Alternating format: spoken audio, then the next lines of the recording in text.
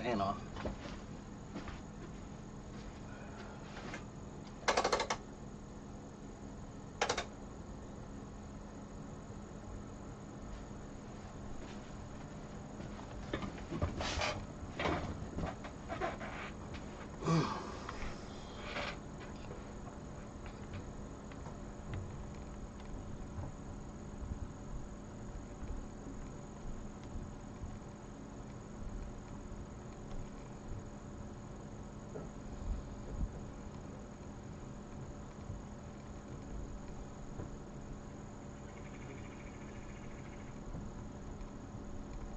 Okay, I'm here. If you have questions, please ask me your questions. If you have questions, hello, I'm ready to answer them. But you must ask them. Oh.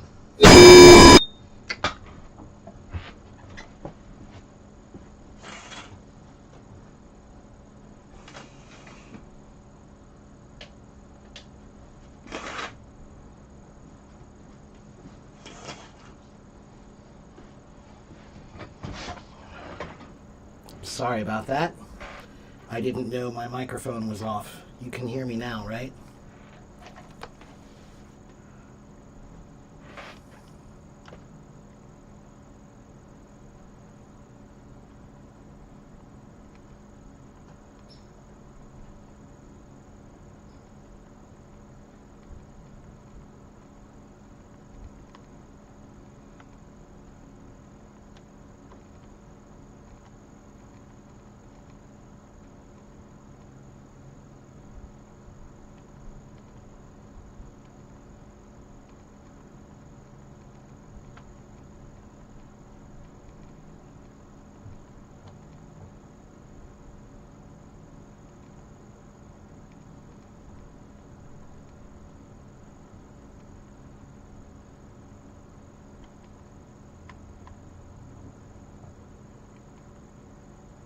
Okay, sorry everybody, I'm a bit distracted this morning.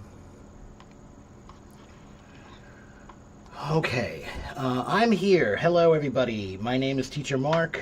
Good morning. If you have questions about English, then ask me your questions and I will answer them. Okay?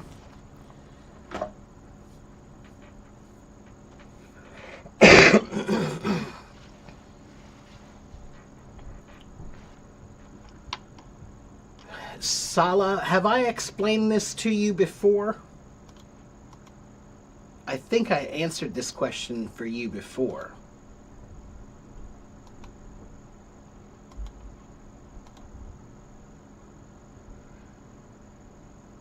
Okay. Wait a minute. Let me look at your question.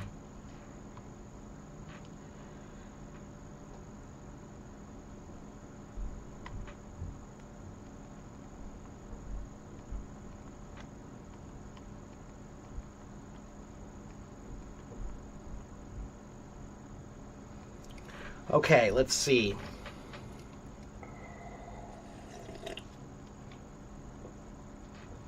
So present perfect and present perfect continuous. They're very similar, but they talk about the same thing in two different ways.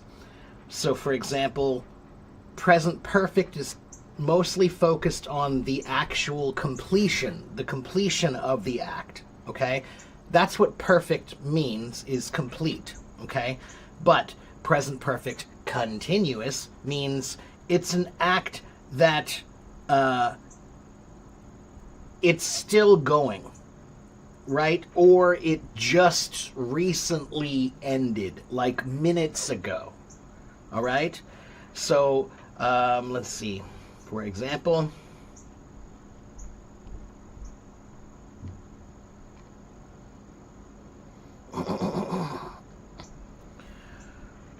all right, so present perfect is like, I've finished my homework. I've finished it. Okay? But present perfect continuous is, I've been doing my homework for 2 hours. That means you're not finished, you're still doing it, right?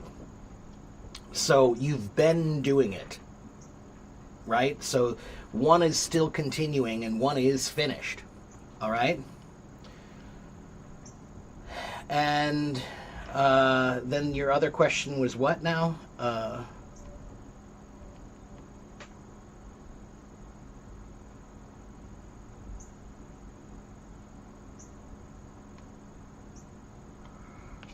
Past simple and past continuous. Okay, so past simple, it's something that's finished in the past. Yesterday I went to the park, right? Last week I saw my brother, whatever. But past continuous is things that were in progress at a specific time or for a duration. So, for example, what were you doing at 8 p.m. last night? I'm asking you about something in the past last night that's already finished, right? So you could say, we were cleaning the house all morning. We were cleaning the house all morning.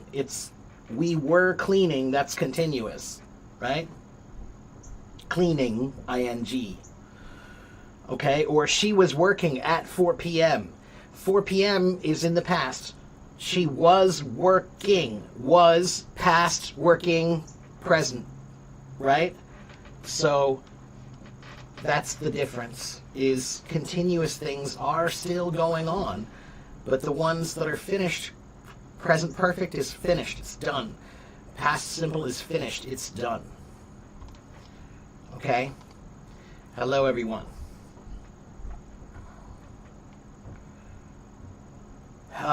Govind wants to know the usage of on, over, and above. Govind, there are many, many ways to use those words.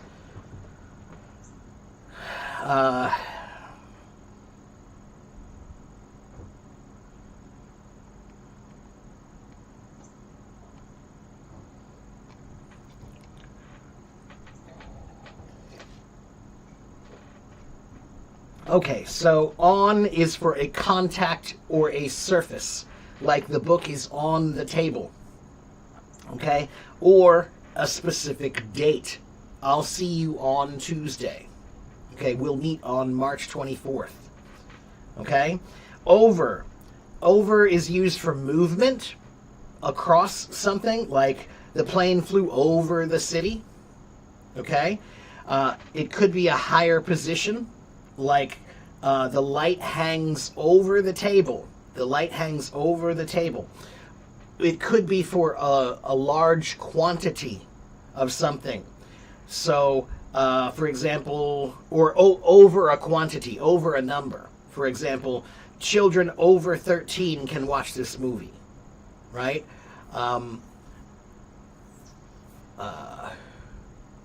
Yeah, or you must be over 18 to buy this, or you must be over 21 to buy alcohol, right? So that's over, to means exceeding, beyond a certain number. Over could also be for something that is covering something, like put the blanket over the couch.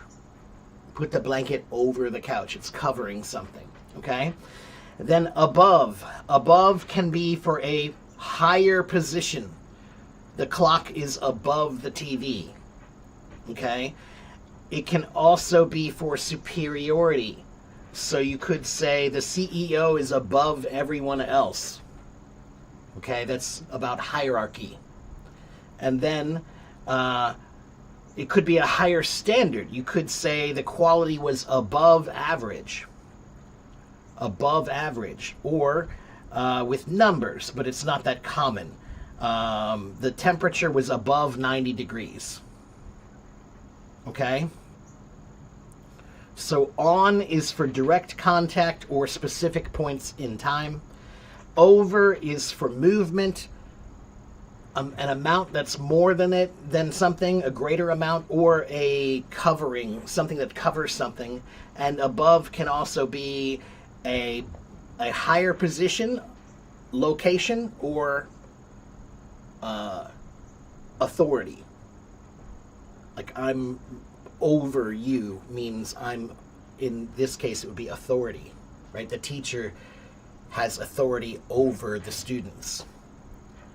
Okay? All right. Teacher AS has come back. Well, that's good. I haven't seen him. What's the difference between each and every?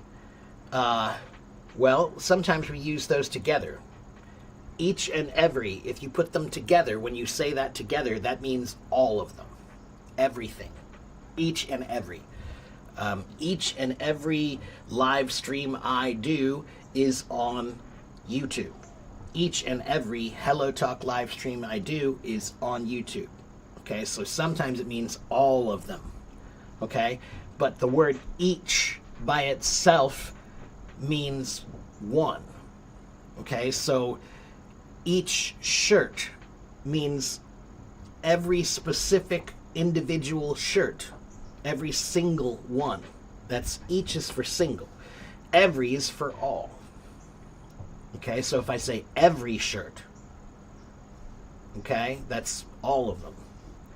But when I say each, I'm talking about the specific ones, all each at, I'm talking about the group, but I'm talking about them as individuals, right? So each student, right? If I say every student, that's all of them. If I say each student, I'm talking about each one, every one. Okay, do you understand? Okay, Moonlight?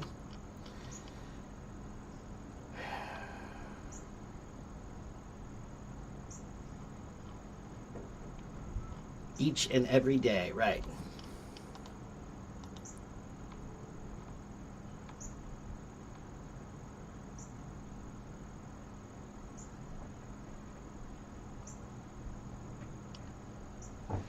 So if I give you 5 homework assignments and they're different, I could say make sure you do every one, and that would be all of them.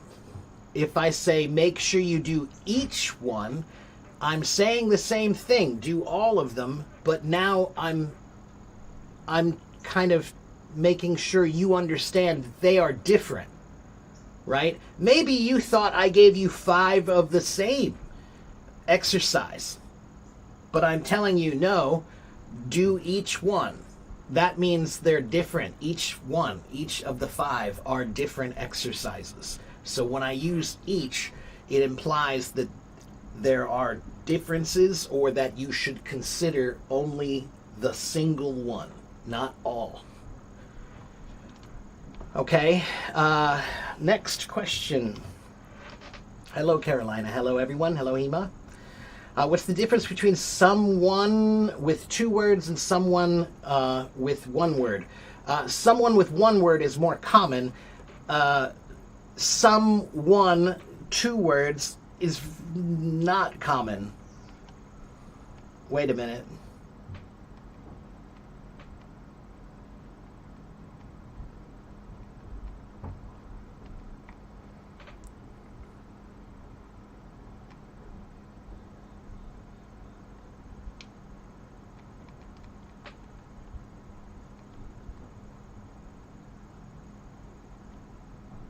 Yeah.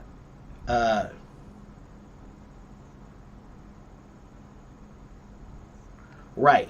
So it would be very weird to say someone separated when you're talking about it as a single person. Okay? It's very, very rarely used, is what this is telling me. Okay?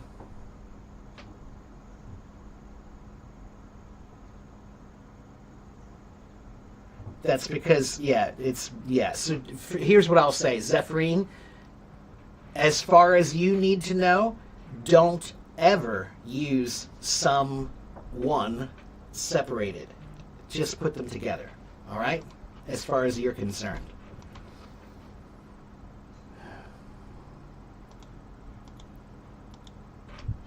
Hello, everyone. While speaking, sometimes fillers are really helpful to recollect or continue the conversation.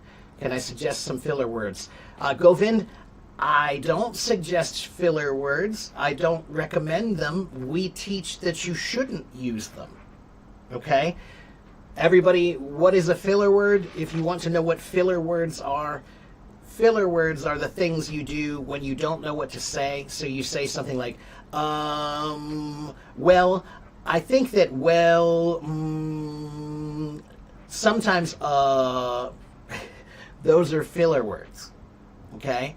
But if you'll notice, I don't use them very much, do I? I don't use them very much, do I? Do you know what the best filler word is? What's the best filler word? There is one. The best filler word, if you need to use a word, the best filler word is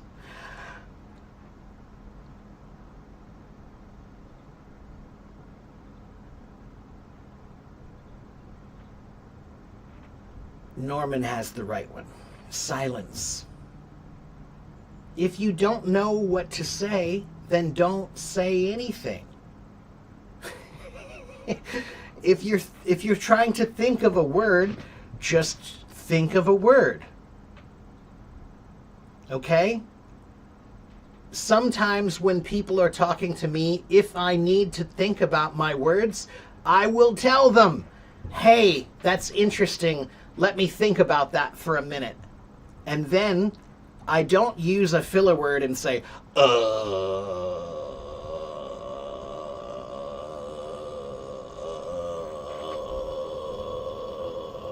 No. No, I just sit here and I say, "Let me think about that for a second.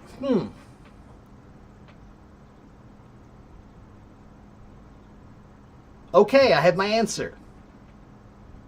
All right? So you don't need to use filler words. Filler words are considered bad, not good. Okay?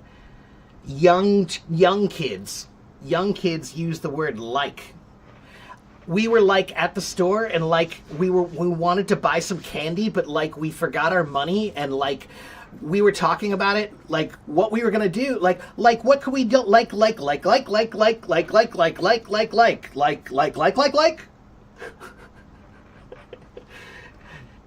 It's a nervous reaction. When you speak like that, it's nervous. Okay? So don't use filler words, just relax. And if you need time to think, then just take time and think. Life doesn't need to be so fast all the time. Yeah, I hate like. The word like kills me. Yeah.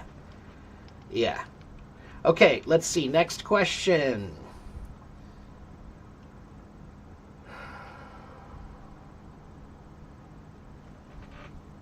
Can I explain the meaning of the idiom to touch a nerve? Yeah, Carolina, to touch a nerve is an idiom that means you said something that bothered someone, offended someone, or upset someone, right? You said something that touched a nerve.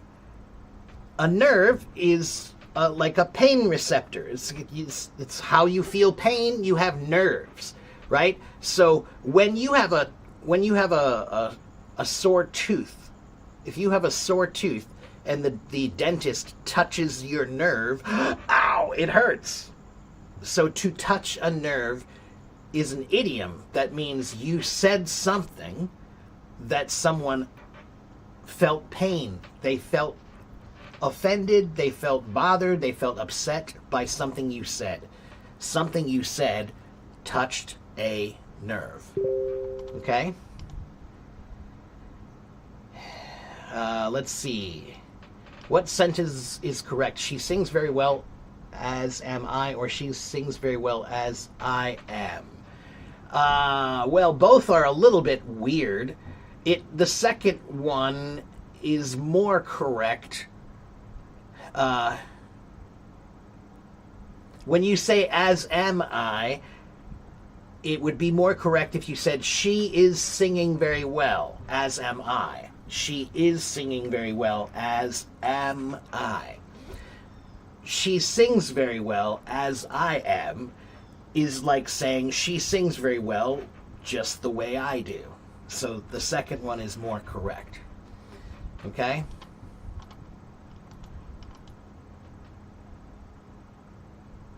Filler words. F-I-L-L-E-R, filler, a filler word. All those are filler words, okay? All right, let's see. How can you communicate with someone? You say hello, and then you start talking. It's not that hard. Yeah, I'm not a big fan of dentists either. Not a big fan. Have I read The 7 Habits of Highly Effective People? Yeah, many, many, many years ago, yes. Okay, if you are new, hello, my name is Teacher Mark. I am not new. I have been on Hello Talk for 12 years. I have been live streaming for 5 years. I am a real teacher. Okay? I have about 84,000 followers here. I don't just chat with people. Okay? I don't just chat with people. If you want to ask me a question, ask me a question. I'm a teacher. My time is valuable. All right? Why am I not a big fan of dentists? Because I don't like somebody with a big sharp stick poking around in my mouth. That's normal. And because dentistry is archaic, in my opinion. Dentistry has not changed enough. I'm not saying it hasn't changed. It has changed. But 2,000 years ago, they used a pick to chip at your teeth. And they still use a pick to chip at your teeth. It is barbaric. It's barbaric. They need to find a better way to deal with teeth cleaning. Using a big sharp stick is not a good way. Barbaric. B-A-R-B-A-R-I-C. Barbaric. It means, it's like an animal. Let's call it that.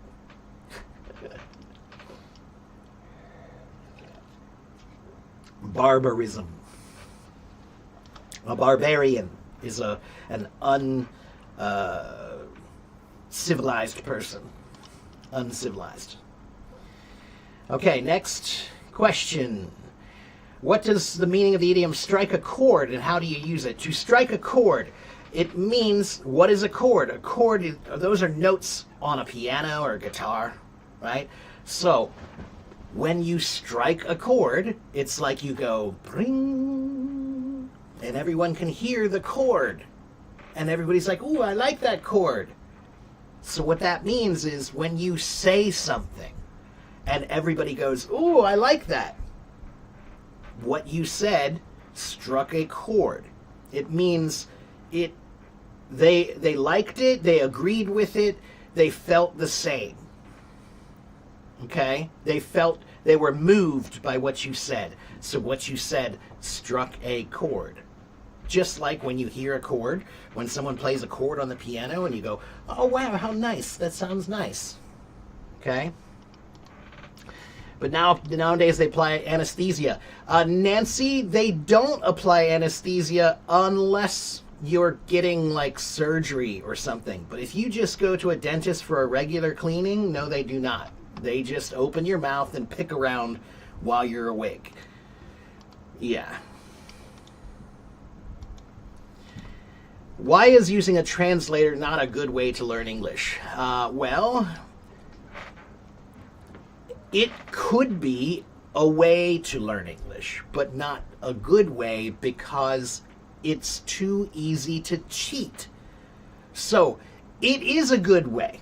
Okay, I use a translation dictionary all the time for Chinese. All right? Many new words that I don't know, I look them up and I find them in Chinese. It's a translator app. Okay? That's essentially what it is. A dictionary is a translator too, right? So I can learn by doing that, but is that the best way to learn? No. Is that the most effective way to learn? No. And it's easy to cheat with a translator. You don't really need to learn anything. You just let it do the work. Okay? So translation apps can make you lazy. But it depends on you. If you are not a lazy person and you use the translation app in an effective way for learning, then it might be okay. Let's see. All right, next question. In the usage of modals, I face confusion about have to and should to and need to. Okay, let me think about that for a minute. Let's see.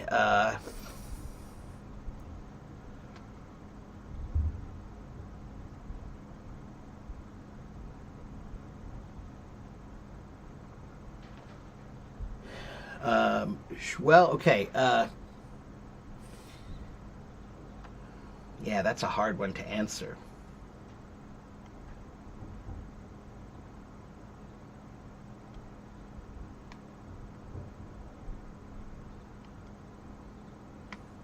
Give me 1 minute to do some research here for a good answer for you.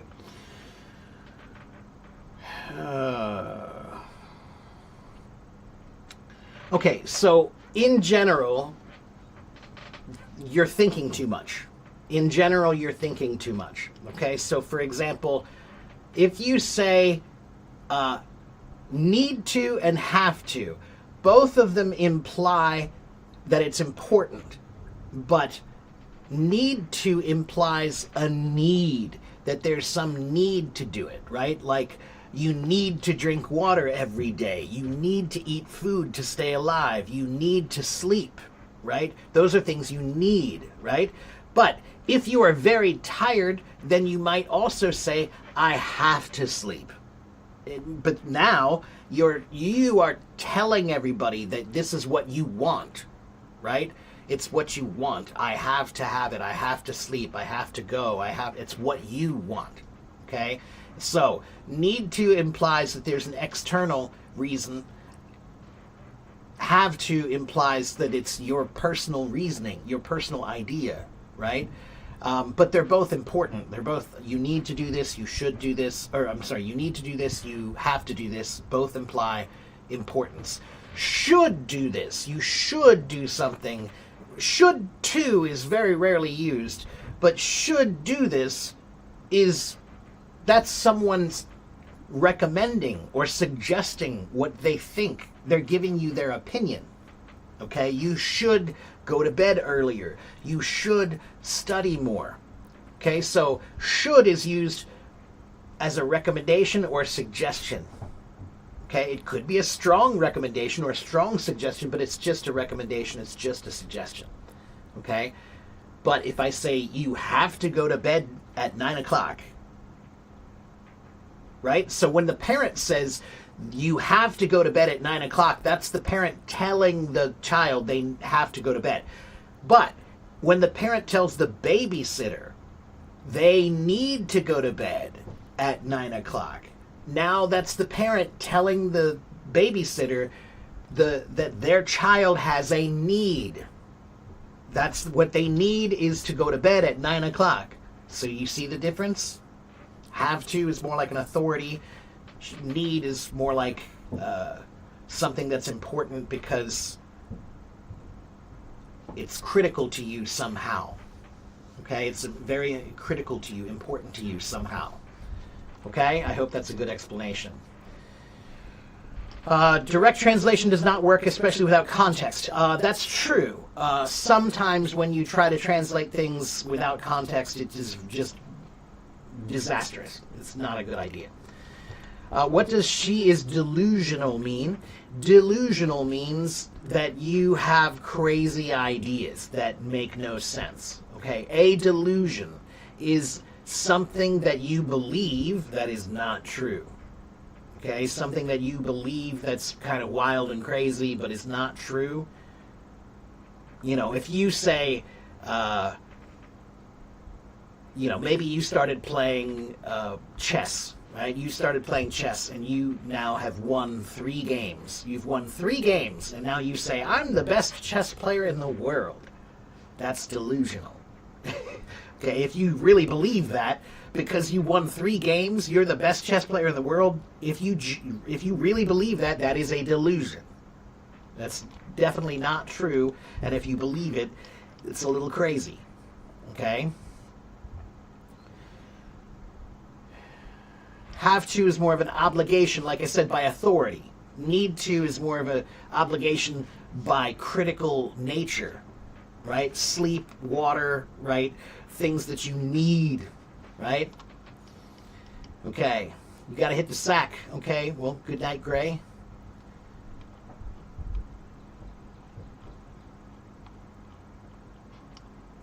Okay, any other questions? I am a teacher. If you have a question, you should ask me. That's why today is called Ask Teacher Mark.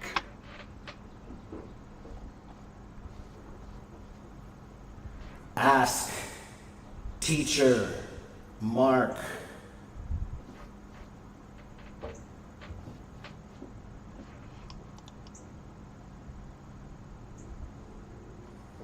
Do I play chess? Yes and no. I did when I was younger. We have a nice little chessboard that we've had since I was a kid. You know, we've had it for like 40 years, maybe longer. It's a nice little wooden chessboard. It's one of those ones that when you open it, it smells good. Like the wood they used is actually good wood. It actually smells nice. And yeah, so I used to play when I was a kid. And yeah, my dad plays, my nephews play, my niece plays even. Yeah. Okay, and delusion of grandeur. Yeah, right. So a delusion of grandeur. Grandeur is a French word that means a very grand idea, a very, very big idea. So a delusion of grandeur is one that means like you think like you're a king. If you have delusions of grandeur, it means you think you're the best when you definitely are not. Okay? Delusion is just any idea that is not true, but you believe it to be true. That's a delusion. Okay?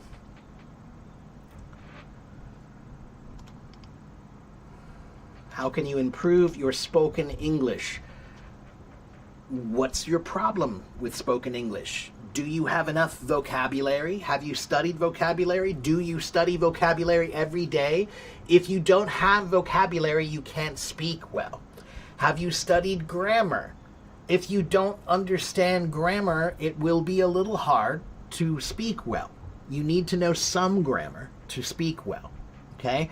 Have you worked on your pronunciation? Do you know what the problems are with English pronunciation for you? Is it the TH sound? Is it the V sound or the W or the R or the L? What sounds are difficult for you and have you worked on them? Okay? Those are important. If you don't have enough vocabulary or grammar or pronunciation, how can you work on your spoken English? Next question. How do we differentiate between future continuous and future perfect? What does perfect mean, Moonlight? What does perfect mean? The word perfect. What does it mean?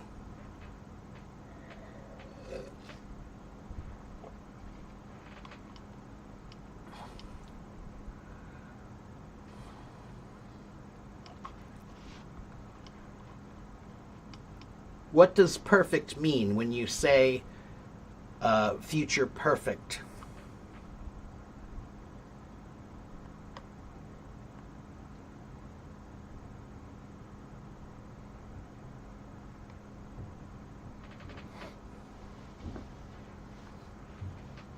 Perfect has 2 meanings in English, okay?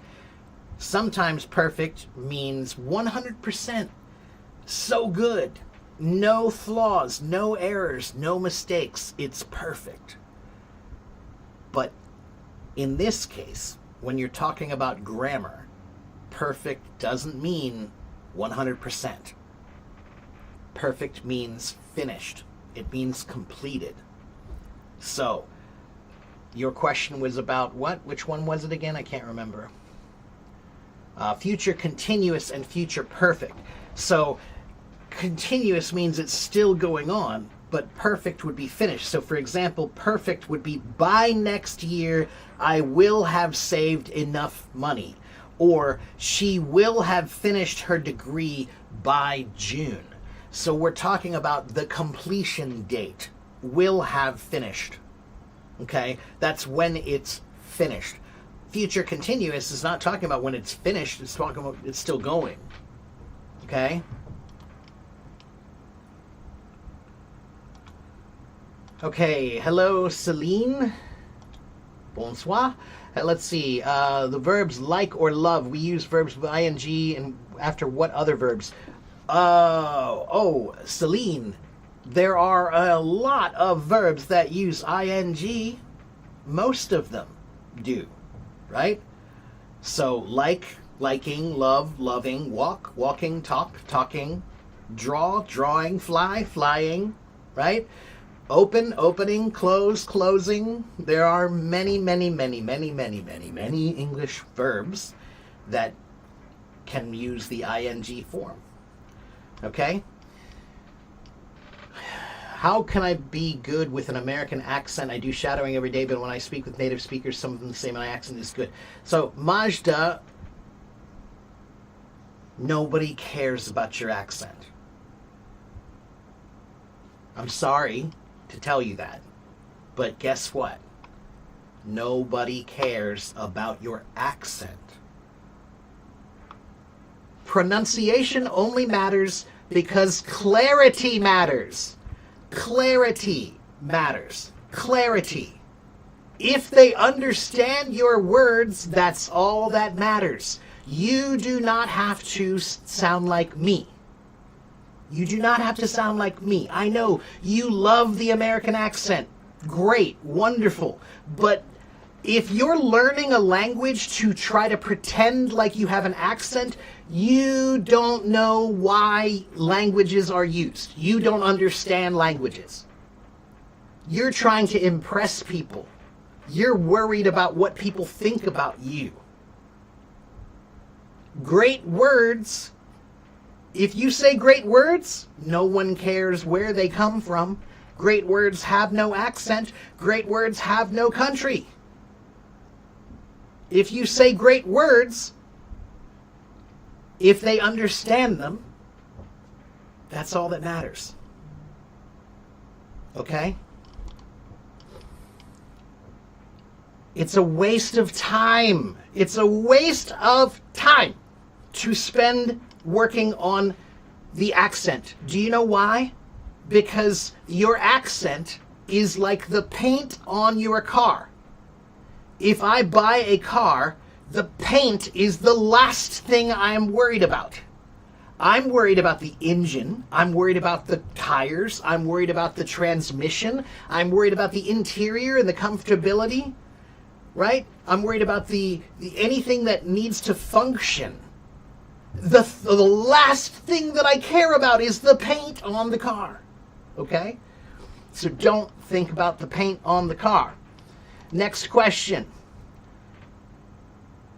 I can't use prepositions correctly, and prepositions are difficult, but they just need practice.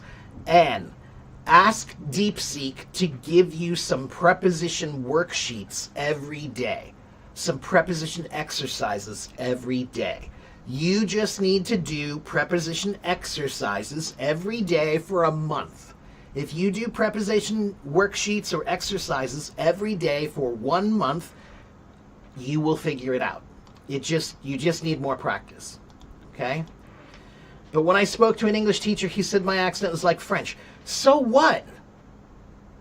So what? Majda, Gandhi. Gandhi was a very famous man who had famous words. He had an accent. Does anybody care about his accent? When you look up the words from Gandhi, does it say, well, he said this, but he said it with a bad accent, so it's not good?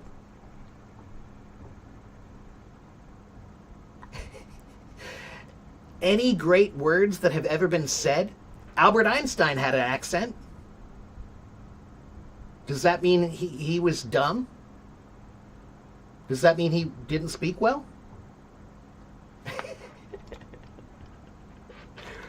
Accents. Have you worked on your grammar? Have you worked on your vocabulary? Have you worked on your thinking in English? Have you worked on your reading and your writing and your listening and your speaking? After you have worked on those 7 things, then you can work on perfecting your accent. Okay? After you have perfected your grammar, after you have perfected your vocabulary, after you have perfected all of the things that are important, then you can work on perfecting your accent. Okay? Let's see.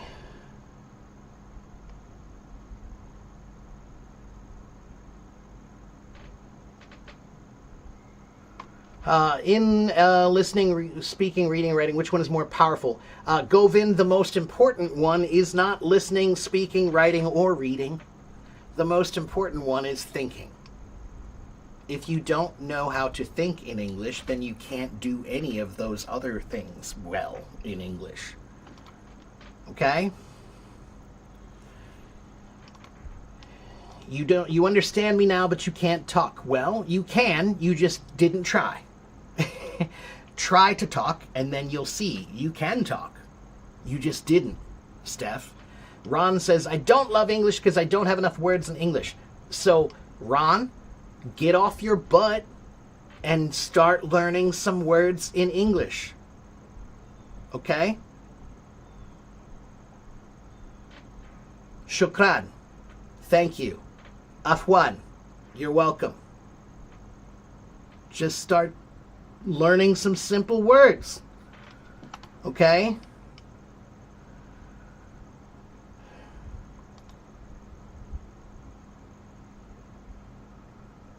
I can't help you with anything about a British accent because I'm not British.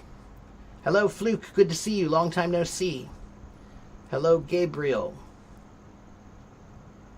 Okay, please be patient. What is the name of these phrases? I don't know what you mean, Fazel. I'm on my way. How's it going? I don't think so. Those are just common phrases.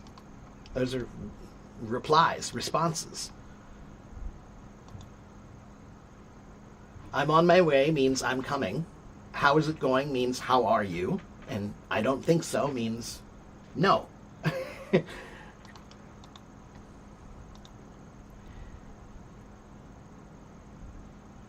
You can't differentiate between them, especially if it comes to an exam. Then you need more practice.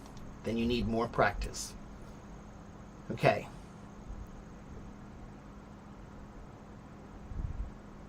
Why does get out of my hair mean leave me alone? Carl, imagine if a bee or a bug or a mosquito or something gets in your hair, and then you go, get out of my hair, get out of my hair. That's when you're telling, it's like you're telling somebody they're an annoying bug who's in your hair. Please get away. Okay? That's why. Hello, Tanya. Hello, Nadia. Hello. Okay.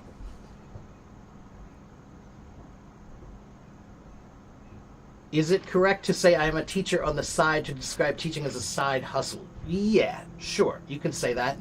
I teach on the side. I teach as a side hustle. Okay? I'm a part-time teacher. I'm an amateur teacher. Okay?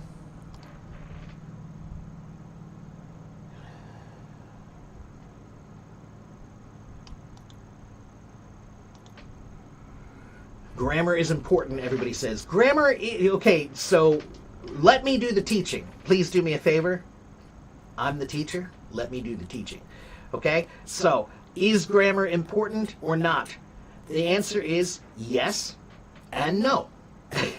Sometimes grammar is very important. If you're taking a test, like you're taking the IELTS test or the TOEFL test, Yeah, grammar is important on the IELTS test or the TOEFL test. If you're in school, in college or high school, and you're studying English, yeah, grammar is important. Okay? If you're at work and you use English in your work, maybe you're a lawyer or a doctor or an accountant or an engineer, but you need to use English somehow. Grammar is important in those cases. But if you're not at school and you're not at work and you're not taking the IELTS test or the TOEFL test, if you're just at the park and you see your friend there, you see your friend who speaks English, and you guys start talking to each other in English, does grammar matter at the park? No! It does not matter! You're at the park! Life is not a grammar test. Life is not a grammar test.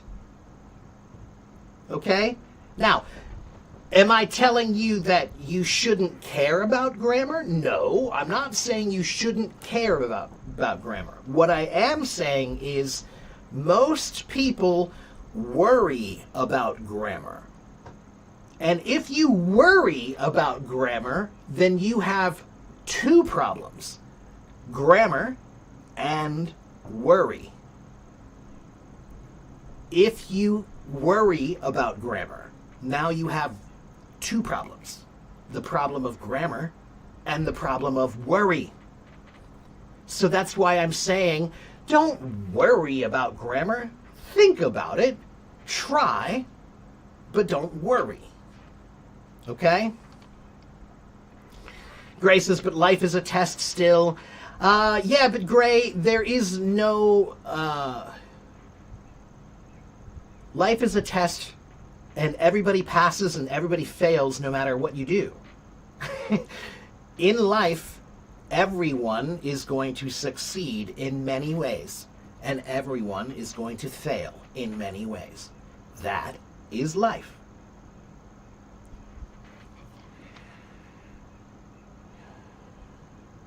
Okay, let's see. Next question.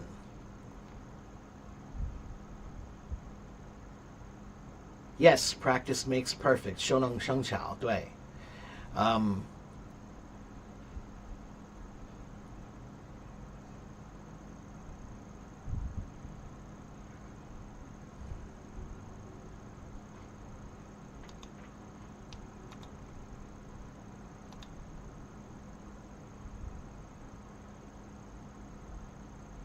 Okay, please be patient. I'm trying to read all the comments.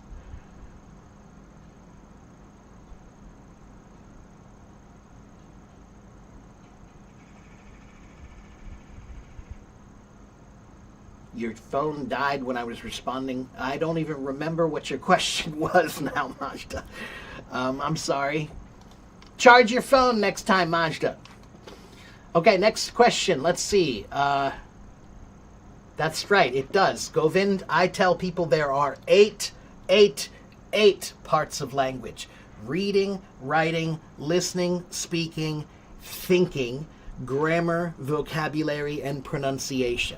You need to be good at all of these. But these 5, reading, writing, listening, speaking, and thinking, these are the active parts of language. Grammar, vocabulary, and pronunciation, those are the passive parts of language. You need to study the passive parts of language so that you can be good at the active parts of language. So you need to study grammar, you need to study vocabulary, and you need to study pronunciation so that you can be good when you read, write, listen, speak, and think. Okay? How do I recommend to learn new words? B1 level. Steph, go to my website, subscribe to my website, and start looking at the vocabulary resources on my website. It's right here. Okay? Subscribe to my website, then click on resources, then click on vocabulary.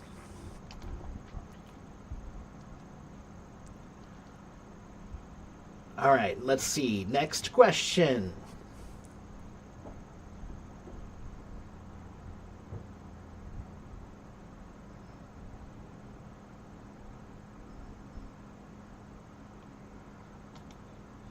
Fazil, there is no name for those kinds of phrases. Those are just common phrases. There is no name for those.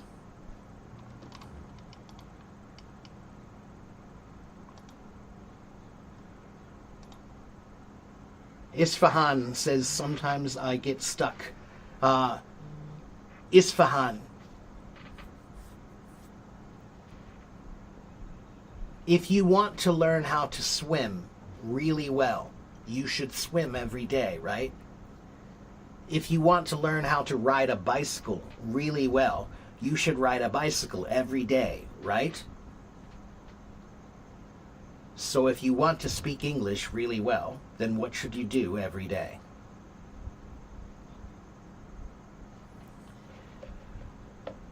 Zara says, I've written many new words in the Quizlet app and I review them in my free time, but I don't know how to learn them deeply and not to forget. Zara, let me please give you my blog.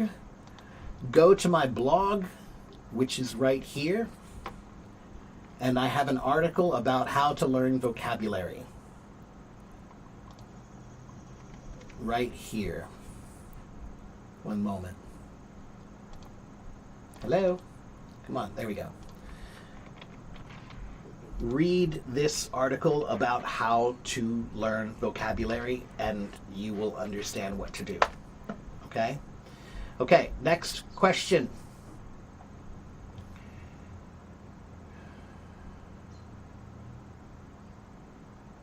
Jaja says, if I can speak English, don't worry about grammar, just speak by courage. Yeah, that's it, okay?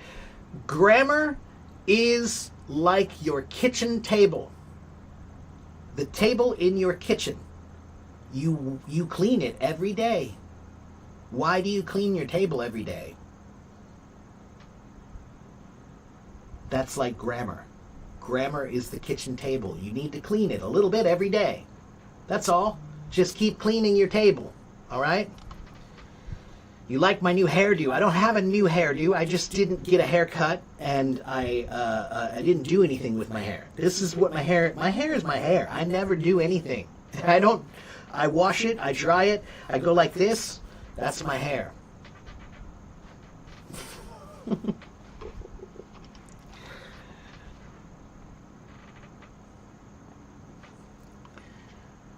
Okay.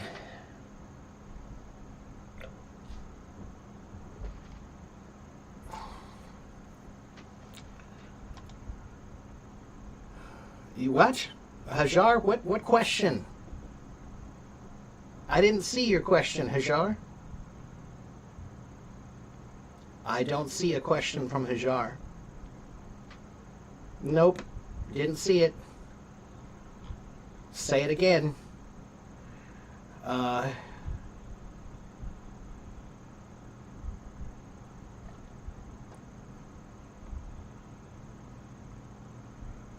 When's the new drums section? You want to see my new jams? I haven't played in a little while since I rearranged my room.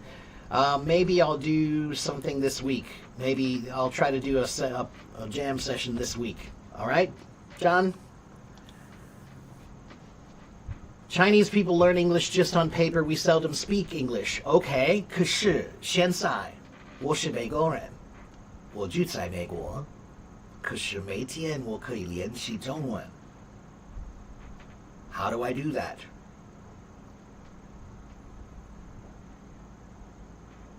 我不需要说话，需要想一想。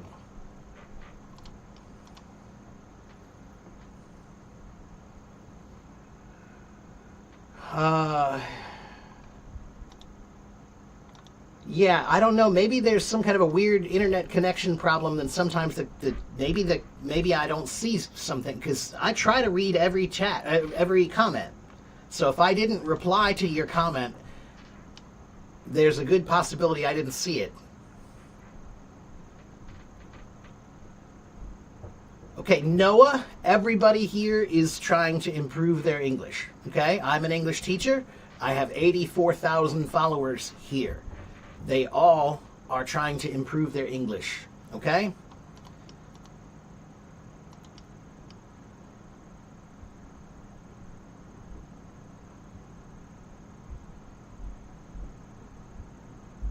Looks like Ernest Hemingway. All right, I'll take that.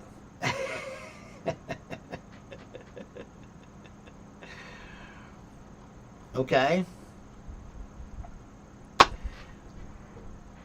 大家，明天，如果你要去商店，为什么你用中文在你的脑里？为什么你用中文？如果你去商店，你可以用英文。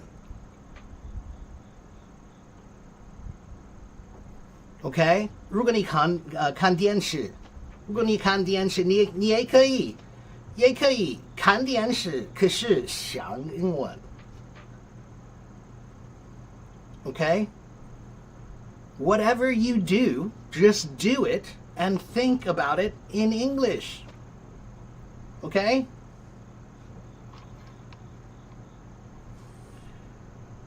All right.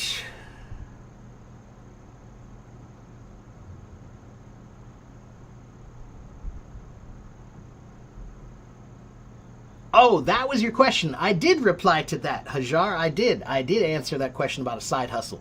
I said, yes, you could say I'm a teacher on the side. I teach as a side hustle. I'm a part-time teacher, or I'm an amateur teacher. All of those are fine. Okay? I did answer that question. Maybe you didn't hear. Can I say something about future tense? Shubham... I can, but it would be better if you ask me a question. I don't want to just teach the entire concept of future tense. Tell me what you don't understand, and then I'll try to explain it to you. Okay?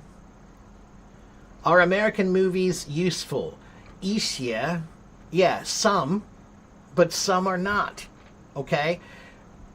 If I want to learn Chinese, if I go to a school in China, are they going to just play Chinese movies in class? No. No, they are not. So the same thing is true for American movies. American movies are for entertainment, not for education. Now, can you learn from movies or TV shows? You can learn from them, but you have to be careful what you learn. Many TV shows or movies don't use proper English, they use common English. So, you need to remember that. If you're trying to study for the IELTS test, then probably it's not a great idea to learn English from TV and movies. If you're trying to really learn English well, it's probably not a great idea to learn from TV and movies, because TV and movies have common English. Common English is not the same as proper English. Common English is good in common places, but it's not good everywhere. If you need to go to a class, common English is not the language to use. If you need to speak in some important place, like you're speaking at a political place, or you're speaking to like a police officer or a judge or anything important, common language is not the language to use. Proper language is the language to use. Okay? All right. What time do I usually connect? Greg, I am usually here Monday, Tuesday, Wednesday, Thursday, Friday, Saturday. Okay? I'm usually here almost every day, except for Sunday. All right? And I'm usually here in the morning. New York City time morning. Sometime like 9:30, 10:30, something like that. Today I started at 10:30 a.m. in New York City. Okay? That's the time that I started. Okay? Some days it's a little bit earlier, some days it's a little bit later. How can you polish your accent? Isfahan, you should polish your accent after you have polished your vocabulary, after you have polished your grammar, after you have polished your reading, after you have polished your writing, after you have polished your speaking, and your thinking, and your listening, then you can polish your accent. Okay?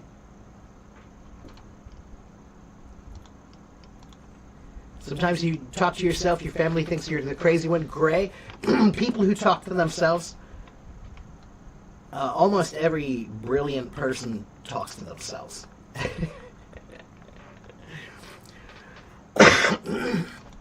I know I do.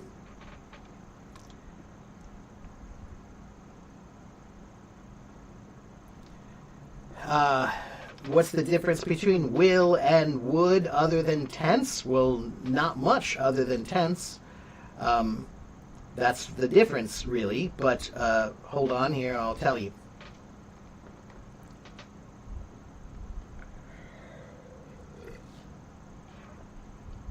So will is talking about future predictions, future actions, or strong intentions, right? I will go to the store tomorrow. That's an intention.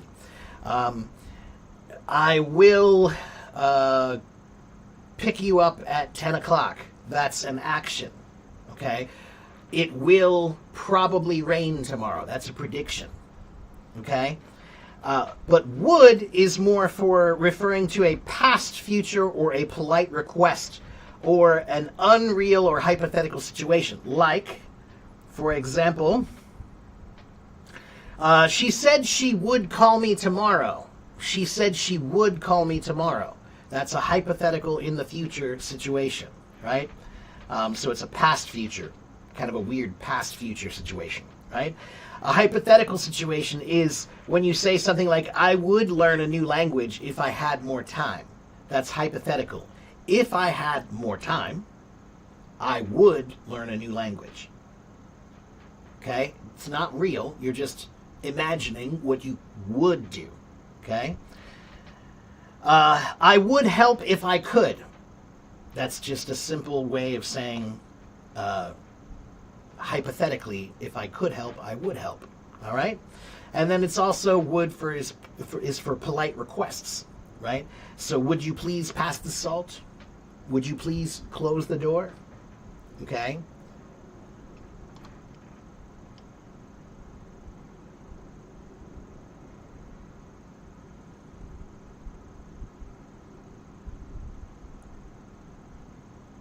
What is the meaning of that's not a word, Steph. C-A-M-E-N? That's not a word.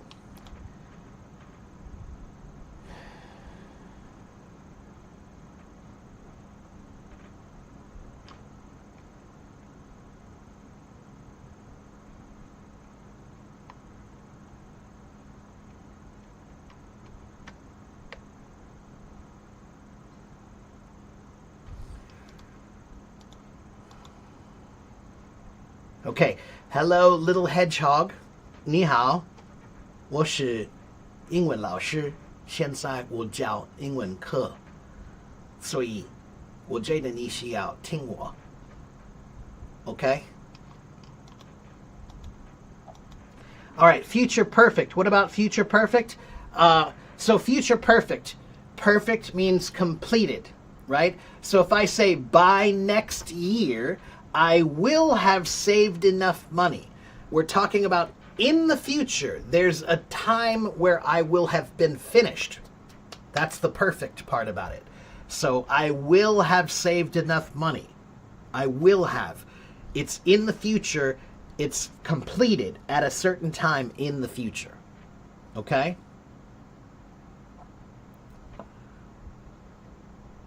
She will have finished her degree by June. Okay? She will have. So, it's in the future, and you're talking about a time when something finishes in the future. Okay? She will have finished. I will have saved. Saved and finished are completed actions. Okay? You just need to remember that perfect means things are finished. That's what it means. Okay? You're welcome, Greg. And CNN does kind of suck anymore, but try not to say anything political here, Greg, all right? I try to keep this classroom a classroom, all right? Every once in a while I break my rules, but for the most part I try to keep it non-political, non-religious. here. Okay? Those are the rules of HelloTalk. Those are the rules of HelloTalk. Okay, if you have a question, you should ask me your question. Okay, I'm a teacher. If you have a question about English, ask me your question about English. If you have a question about learning, ask me your question about learning.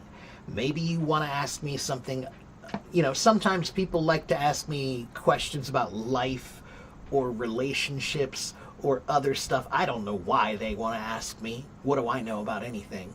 But for some reason, people like to hear my weird answers. So if you have a question and you want to ask me, if I feel like I can answer, I will answer. I don't always answer. There are many things that I will say, I don't know. I don't know that answer. Okay? You should never trust a teacher who's afraid to say the words, I don't know. Okay? What English word do I like the best? Libra? I don't really have a favorite English word.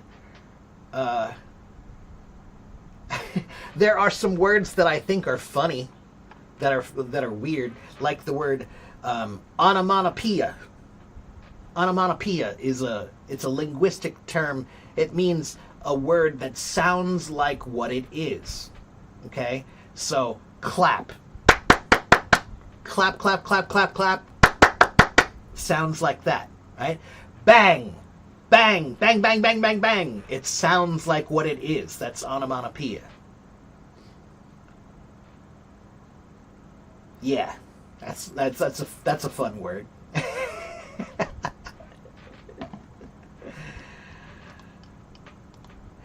What's the difference in execution of for a long time versus in a while? Context is going to be important here, Valerie. For a long time is usually what we say, like, I've been playing drums for a long time. I've been learning Chinese for a long time. So that's when we're trying to describe something that we have done for an extended, long period of time. In a while is what we say when we're not going to do it now, we're going to do something later. So I'll call you in a while. I'll see you in a while. Let me think of some other ones. We'll stop for food in a while. Like maybe you're driving on vacation, right? And the kids in the back, they say, we're hungry. And you say, oh, okay, we'll stop in a while. That means not now. It means later. Okay? Later. In a while means later. For a long time means something that I have done for a long time. I have lived in Russia for a long time. Okay? That's something that you've done a lot of. Okay? In a while is like later. Okay? Say the longest English word. Well, that depends on which one you're talking about, May. There are a few. One is the name of a town in, I guess it's Scotland. It's a part of the UK, maybe Wales, I'm not sure. But there's a city, a small town in UK that is really, the name of the town is super, super long. It's ridiculously long. There is also a word in the medical dictionary that's a very, very, very long medical term. And then there's the fun one that everybody likes to play with, which is supercalifragilisticexpialidocious.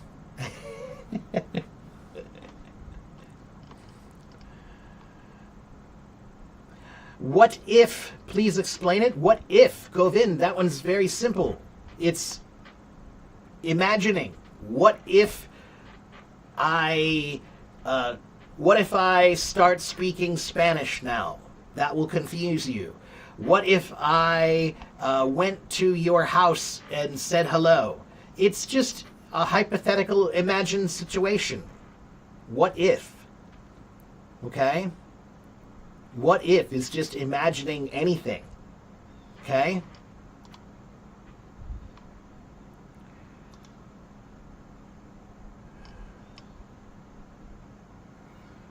David, go read this article.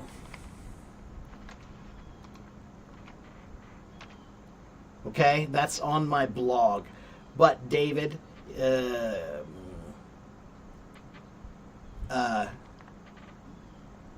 等一下，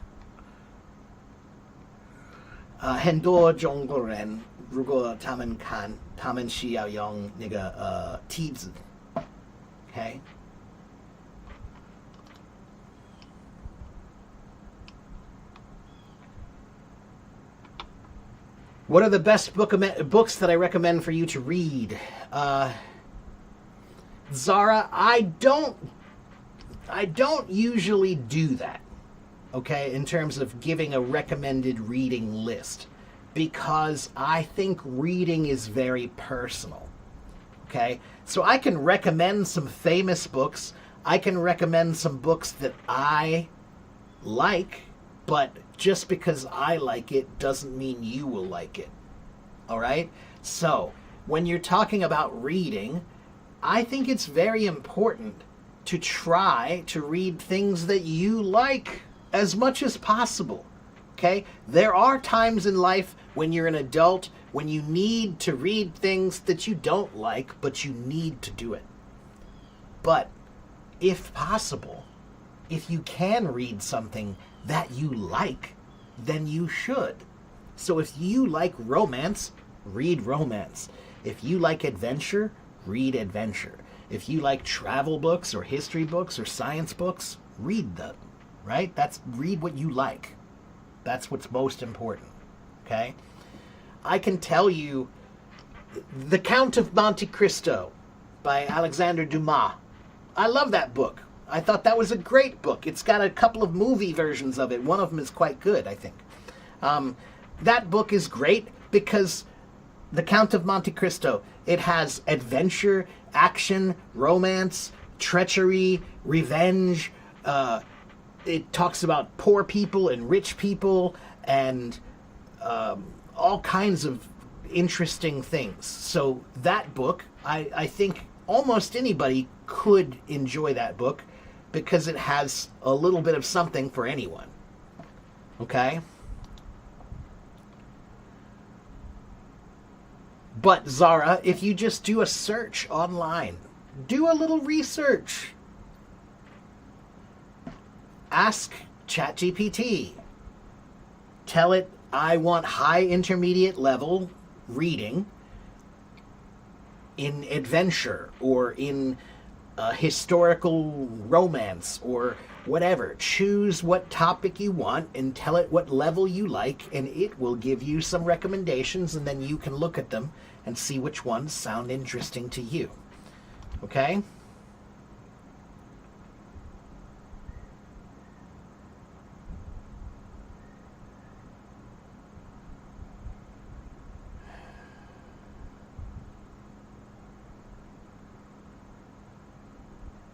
What's the most difficult language? Libra, I don't know, because I've never studied all the languages.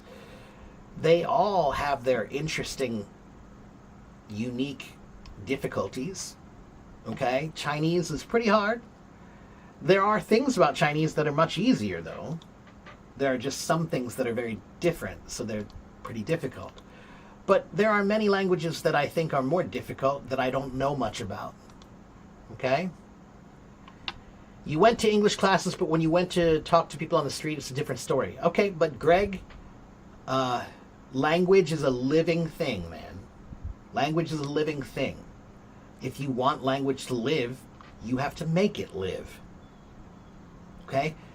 Right now, most of you have dead English. You have dead English. You never speak it. You never read it. You never listen to it. You never think it. You never write it. That's dead English. If you want it to be alive, then what should you do? You should read it. You should write it. You should listen to it. You should speak it. You should think it. Make it live. It will live if you make it live. Okay.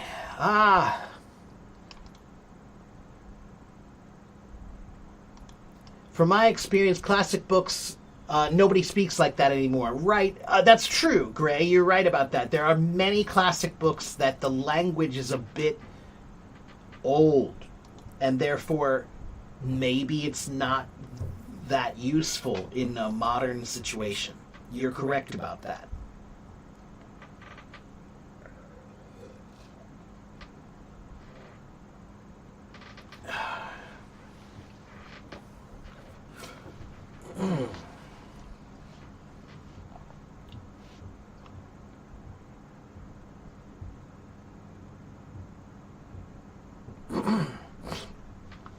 Yeah, Stephen King books and things like that, what's that one, Robert Patterson, or, any of those new novelists who do all those, books like horror books or drama books or action adventure books.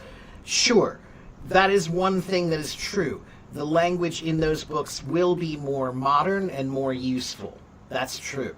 Harry Potter is the same thing. Harry Potter is great, but a lot of the language in Harry Potter is not useful in a real life situation, right?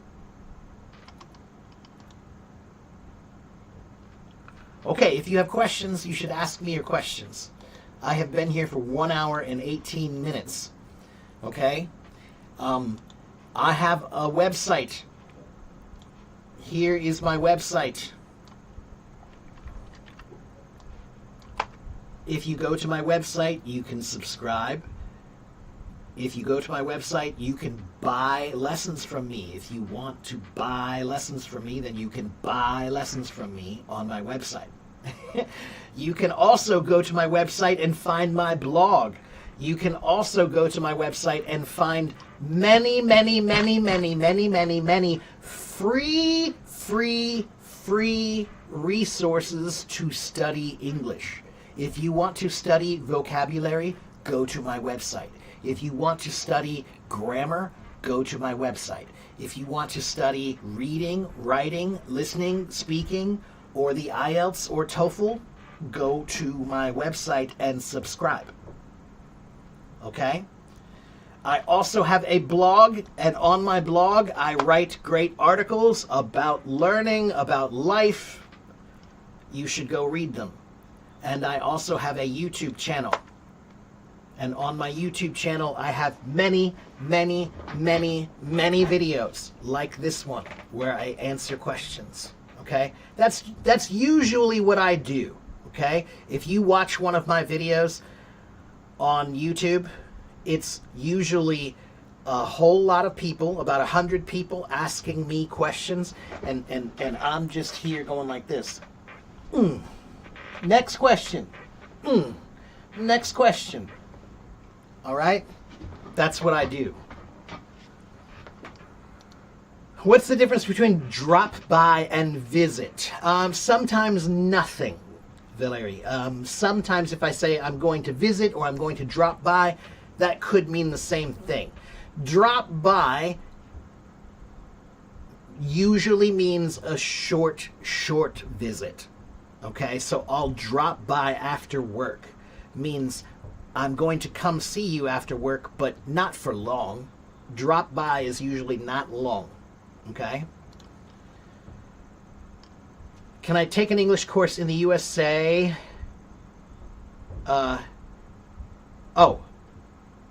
And I have a certificate, so can I teach beginners in my country? Yeah, you can. Okay? Listen, learning a language,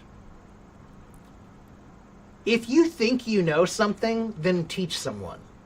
Okay?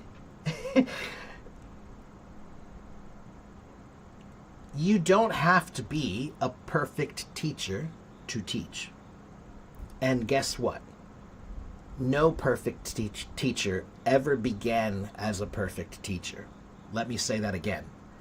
No perfect teacher ever began as a perfect teacher. So that means to become a perfect teacher, you must teach and make some mistakes and learn, and then you'll become a better teacher. So my advice to you is go teach and start learning. Okay? And just make sure everybody knows. The only problem is sometimes a teacher will say, I know everything, when you don't. You don't know everything, right? So, yes, it's okay to start teaching, but be humble and remember that you are still learning. So, don't be afraid to say, I don't know, okay? Because it's much better to say, I don't know, than it is to pretend you know when you don't. All right? Okay? All right, let's see. I thought usually visit is scheduled and drop by is kind of random. Not necessarily, no. Visit can be random. You know, visit is slightly more formal, so you're right. It's usually the word we use when you do schedule something, right? You'll schedule a visit at the hospital, right? But a visit doesn't have to be scheduled, okay?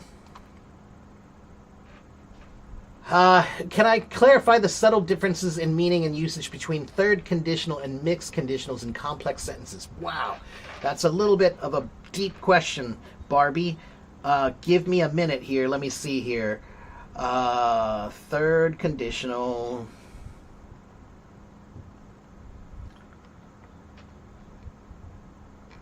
Okay, so third conditionals, everybody, right? There's zero conditional, first conditional, second conditional, third conditional, all this weird stuff, right? So those are talking about fake, not real things in the past and a fake, not real result. All right? So, for example, if I had won the lottery, I would have bought a new house. So, third conditional is talking about something that did not happen and something, an action that you would have done, but you didn't do. Right? So, if I had won the lottery, I would have bought a new house. I didn't win the lottery, so I didn't buy a new house. Okay?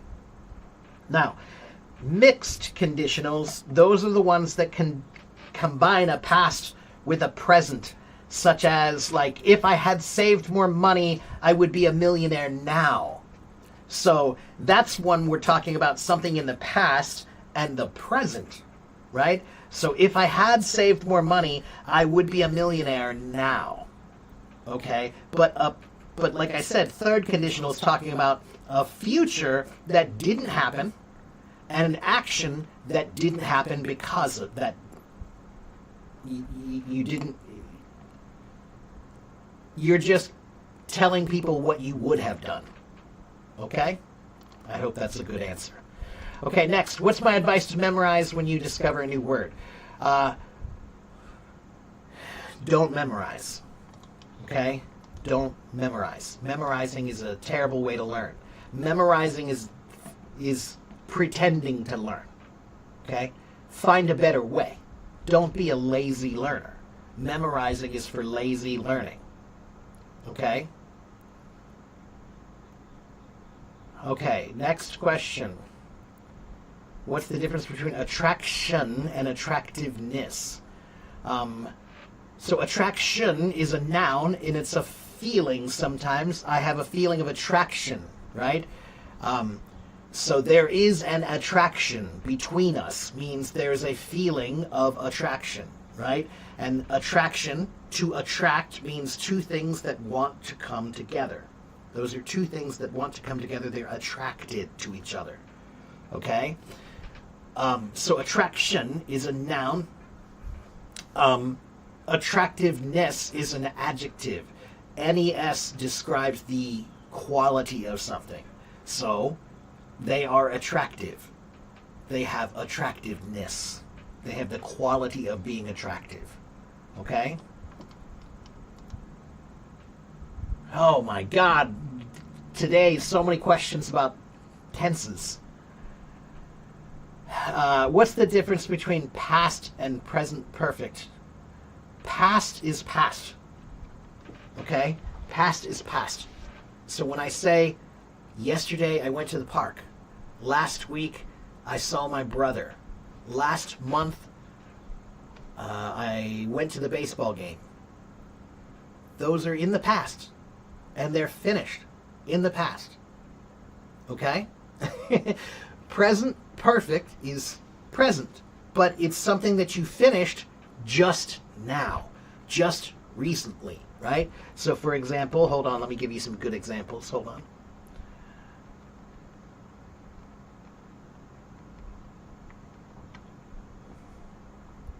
I've finished my homework.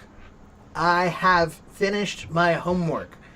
That means now. That doesn't mean yesterday. That doesn't mean last week. If you say I've finished, that means you just did. In the last hour, in the last few minutes, you finished. Okay, it's very recent. So present perfect is talking about things that were finished very, very recently. Just in the last hour, or at most earlier that day, but it has to be relatively soon. It has to be relatively recently. Okay? Okay? If you are new, hi, my name is Teacher Mark. I'm a real teacher. I have been on Hello Talk for 12 years. I have been live streaming for 5 years. I have done 2,000 hours of teaching here. I have over 83,000 followers here.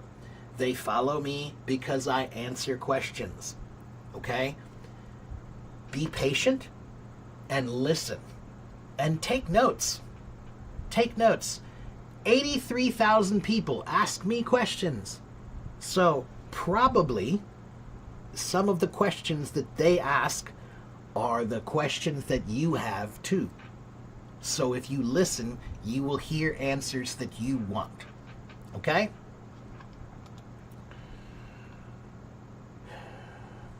Okay, next question.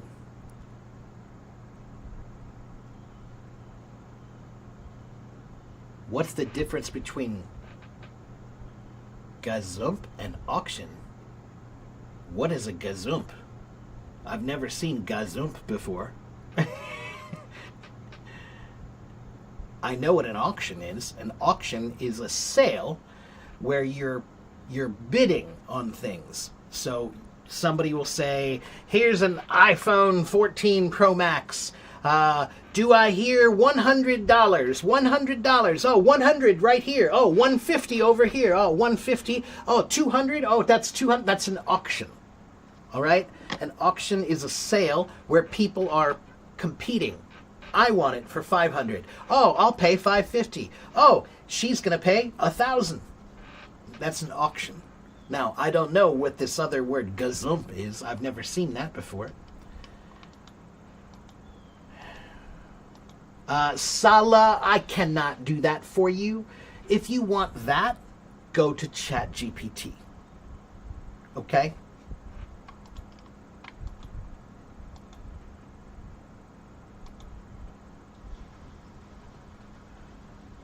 Do I advise us not to memorize? How can we learn new vocabulary if we don't memorize? Again, Dennis, did you read my article yet? Here's the article you need to read, Dennis. Okay? If you read that, you'll understand why I say memorizing is not good. Okay? Memorizing is not good because memorizing is shallow. It's shallow learning. Shallow learning is easily forgotten. Okay? There is one very important rule in learning. Listen to me. The faster you learn, the faster you forget. The slower you learn, the slower you forget. So, why do you forget memorized words? Because you're learning them very fast. So it's easy to forget fast. If you learn them in slow ways, you won't forget them. Okay? You found a very interesting word, star-crossed lovers. Right. Vadim, that goes all the way back to before Shakespeare. Romeo and Juliet were star-crossed lovers. That's where I learned that term the first time, I think, when I learned Romeo and Juliet, we talked about star-crossed lovers, which just means that they have a destiny, but it's like a bad destiny. Yeah. Okay, Sala. Hello. I know what you want, Sala, but you need to know how to ask for what you want properly. And, Sala, you need to know that there are some things that you cannot ask a teacher to do if you don't pay them. Okay? And sometimes you're asking me to do things like I'm your private teacher. I am not your private teacher, Sala. I am everyone's teacher. Okay? So that's why you need to ask questions for everyone. I'm not just here for you, I'm here for everyone. Okay?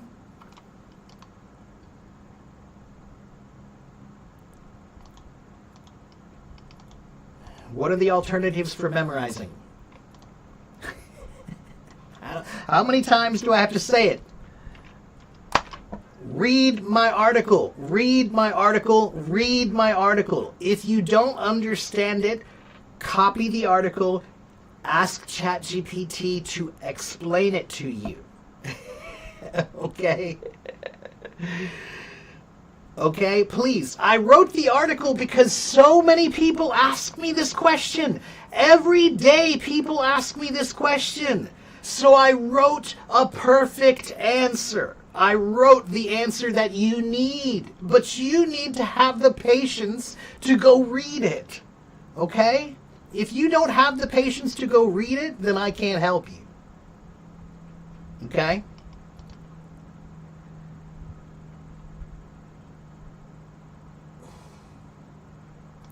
How can we overcome the mindset of translating in a Chinese style? It takes practice, right? So you have to develop your English mind. You have to develop your English mind. Right now, you have a Chinese mind and you cannot think in English. So tomorrow, if you are hungry tomorrow, don't think, think I'm hungry. Tomorrow, if you are tired, don't think, 我很累. Think I am tired. You have to train your brain. Train your brain. Okay? Train your brain. It takes practice, but you can do it. Okay, what's the difference between to and also? Hello, Nicole. Sometimes nothing, right? I like that too. I like that also, right? Oh, you like vanilla? I like vanilla too. Oh, you like chocolate? I like chocolate also. Okay? Sometimes they mean the same thing. Sometimes there is a slight difference. Let's see. And that difference is it's really the only difference is the position where you say it, right? So also usually comes before the verb or after to be. But to almost always comes at the end of the sentence.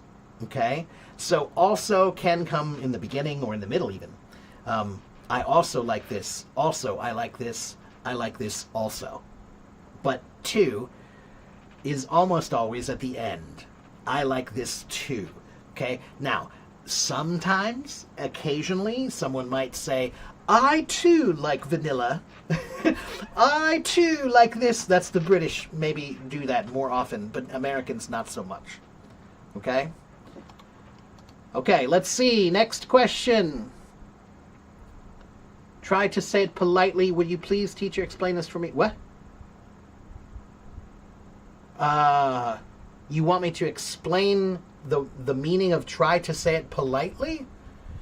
That just means to say things with more formality and to be more gentle, to more careful with your words, right? So to be polite is to say please and thank you, and to say Mr. and Mrs. and Sir and Ma'am, okay? So Can I go to the bathroom is not polite. May I please go to the restroom is polite. Okay, so try to say it politely. If my student came to my desk and said, Teacher Mark, can I go to the bathroom? I will say, I don't know, can you? And then they will realize that the word can, has two meanings. It can be permission, but it also can be ability. So if you ask me, can I go to the bathroom? I might say, I don't know. Can you go to the bathroom? Are you able to? Okay? But may I is always permission. May I go to the restroom, please? That's polite. So I will ask them, can you say it politely? Can you try to say it politely? Okay, I will teach them. Have I heard Romeo and Juliet by Dire Straits? Yes, I have. Yeah, great stuff. Love Dire Straits. Okay, next question. I definitely use ChatGPT to clarify many questions, but I also ask you roughly the same question, and when I receive your answer, I listen to it. So yeah, you should, Valeri, if you're asking me and you're asking ChatGPT, then you'll get good answers.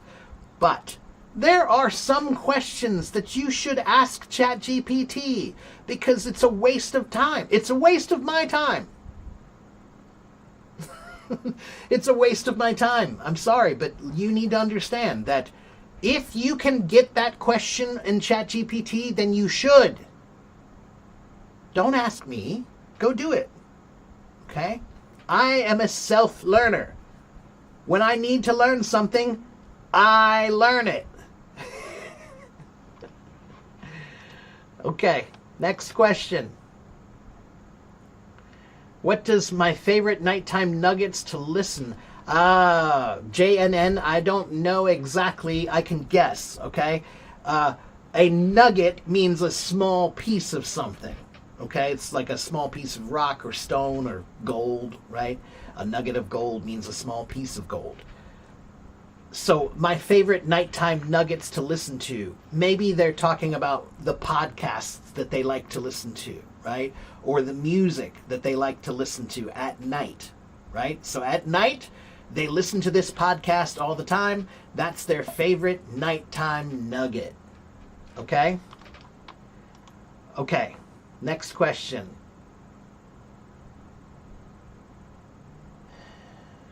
Some teachers advise to memorize words only in context. For example, you said slight difference. I don't memorize slight. I do it for... So Vadim, what I would tell you is memorizing is okay if it's step one. If it's step one and you have many other steps, you have a step 2 and you have a step 3 and you have a step 4 and you have a step 5. Memorizing is just step 1. If memorizing is just a small part of a bigger process, then okay. Then memorizing is okay. But that is not what most students do. Most students, memorizing is all they do. They don't do anything else. They just memorize. That's not good. All right? WC stands for water closet. It does in the UK. But if you come to America and you ask anybody where's the WC, nobody will have any idea what you're talking about. We, Americans, do not use the term water closet.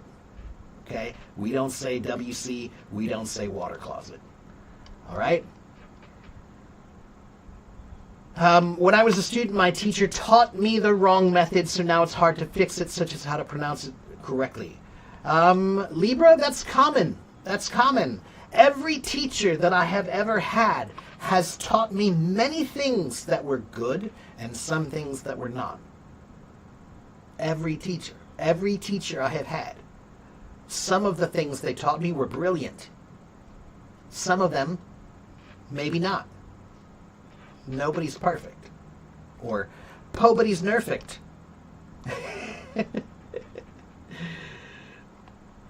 Okay? Nobody's perfect, everybody.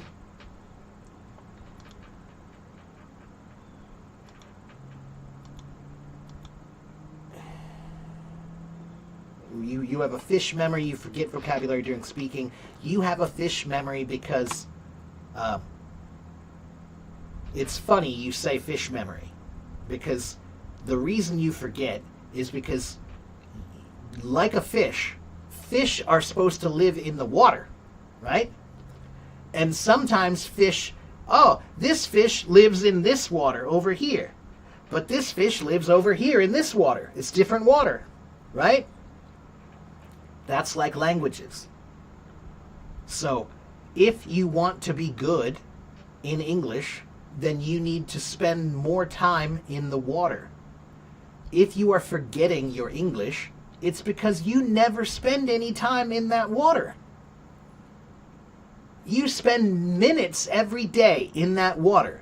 If you only spend minutes every day in the water, are you ever going to be good at swimming? If you want to swim, you want to be a great swimmer, but every day you only get in the water for 5 minutes. Will you ever be a great swimmer?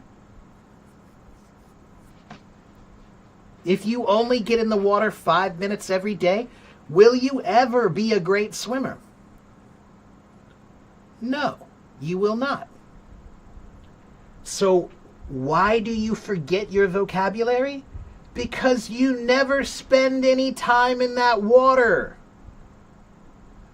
It's easy to forget if you never spend any time in that water. Okay? So, Jessica, when you're using Hindi, you're swimming in Hindi water. When you're using English, you're swimming in English water. You need to spend much, much, much, much more time in English water. Okay? Okay, wrong method makes wrong habit. How do I fix it correctly? Libra, it's a hard thing, Libra, and you might need to get a private lesson with me or another teacher to try to fix some of your problems, to try to find out what went wrong and what can we do about it. Okay? I can't really help you if I don't know you, right? So, Libra, you've been watching me, I think, for a little while. I think you should consider buying one lesson from me, okay? Just one. Buy one lesson from me. We can talk for 30 minutes, and I will tell you what you need, okay? All right? What is the difference between pride and haughty and meek and humility? Okay, so haughty is a word, we don't use that word very much anymore, okay? It's kind of an old word. Nobody uses the word haughty anymore, okay? As a matter of fact, I would be willing to bet that there are many young people who don't even know what the word haughty means, okay? So I wouldn't worry about the word haughty. Now, pride. Pride is an interesting quality.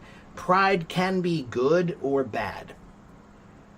Pride is a feeling you get when you do something that you accomplished. You did something good. You did something. You accomplished something, right? You had a goal and you did it. Now you feel a sense of pride, okay? Now that pride can be a good thing because that pride gives you an energy that means I want to do more. I want to do more, right? So pride can be good. But if you have too much pride, then you lose your humility. If you have too much pride, you think you're never wrong. If you have too much pride, you get upset if people tell you you're wrong. And that's not good because that means you're not listening to other people. Okay? So that's pride. Now, humility, again, to be meek and to be humble Meek and humble. Meek is kind of like, like a person who doesn't want much, and they're satisfied with what they have, and they're not trying to fight anybody or compete with anybody. They just like to just be themselves. That's to be meek. Okay, it's a very humble way of being. Okay, that's why they say the meek shall inherit the earth. Okay, so humility is a good quality. It means that you know you can be wrong and that you can get better. If you have humility, then you know you can be wrong and you know that you can improve. If you don't have humility, you think you're always right and you don't need to improve. Okay? Pride can be good or bad. It depends on if you have too much pride, it's bad. A little pride is good. All right? Forget about the word haughty. Haughty means arrogant. We usually just say arrogant now. Okay?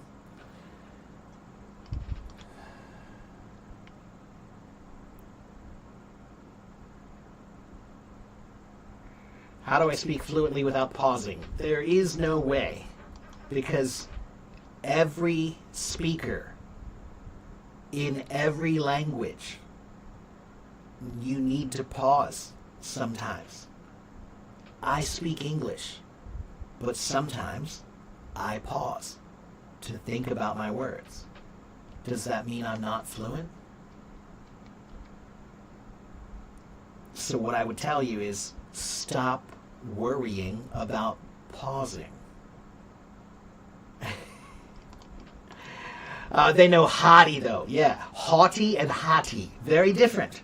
Haughty, H-A-U-G-H-T-Y. Hotty, H-O-T-T-Y. Yeah, she's a hottie. Okay.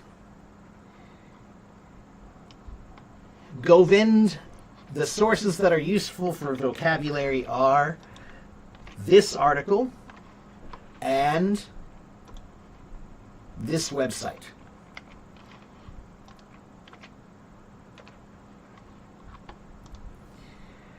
Okay, next question.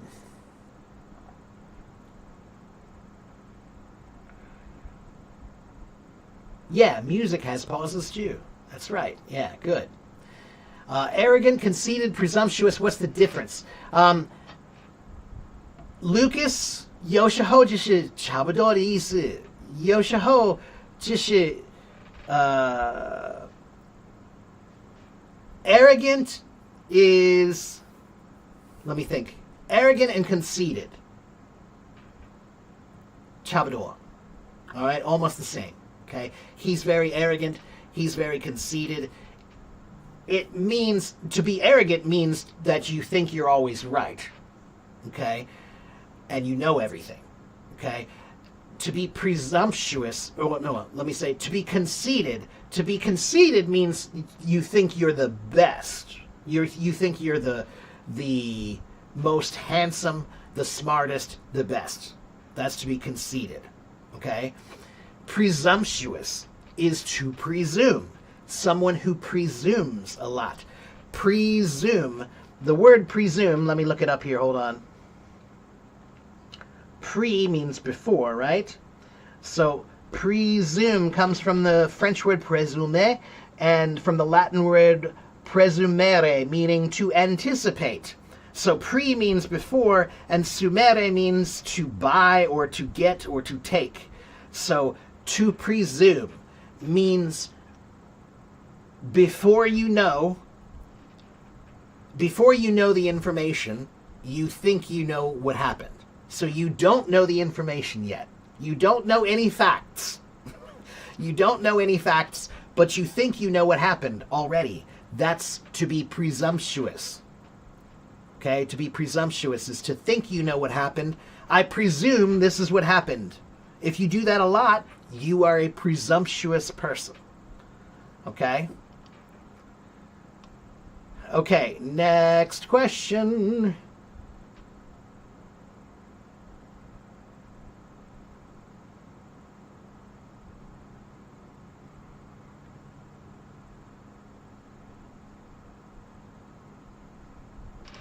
Stop is different. I stopped to remember the words. Sorry.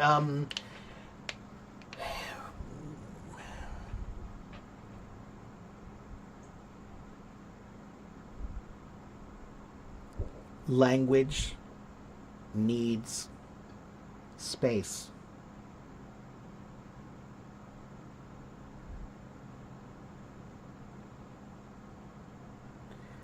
Language needs space.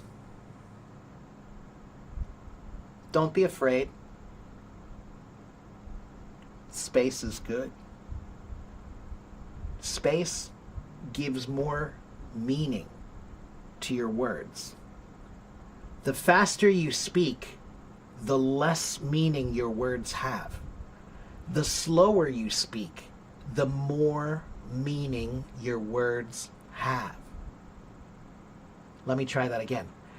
The faster you speak, the less meaning your words have.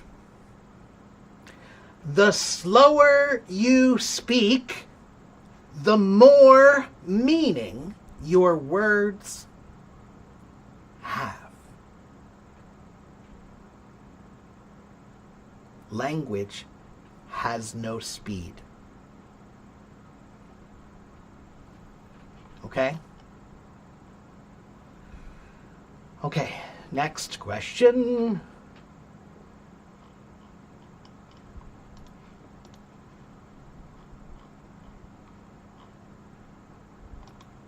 Many people think speaking faster means you speak better. But many times here, when I speak slowly. Did you notice that? Did you notice that sometimes I slow down? And when I do that, my words are more powerful. Okay?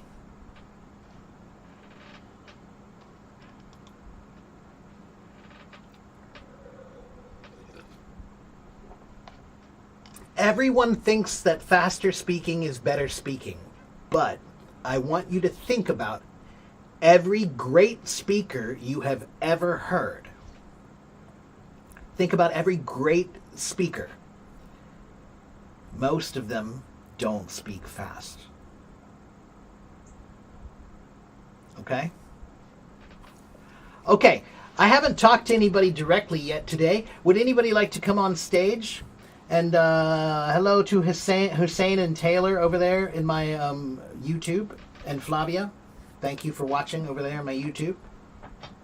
Okay, if you have a question and you want to come on stage and talk to me right now, you can.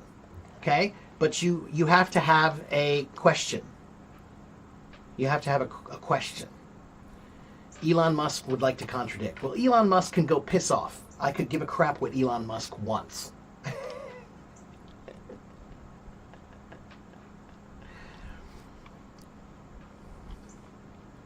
Here's the best advice that I can give you on my live stream. Elon Musk is a jackass.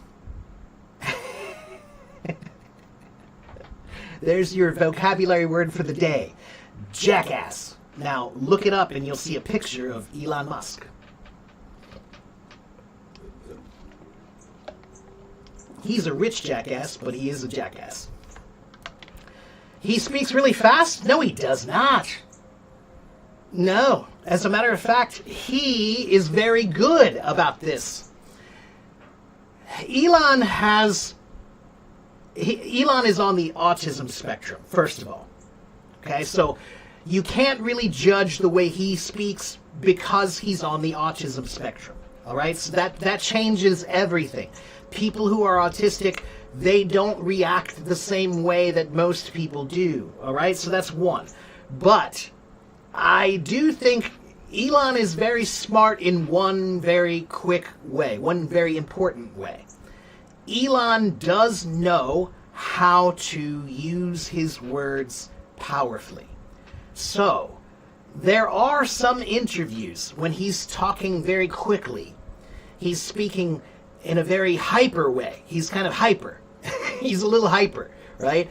But when he does interviews and he's asked about serious questions, he slows down on purpose. I know he's thinking about it. He's thinking, and he loves to do this too. He loves to, I always speak like this. My name is Elon Musk. I have to have my hands like this so that everybody thinks I'm a genius. It's really sad, honestly. But he is good at one thing.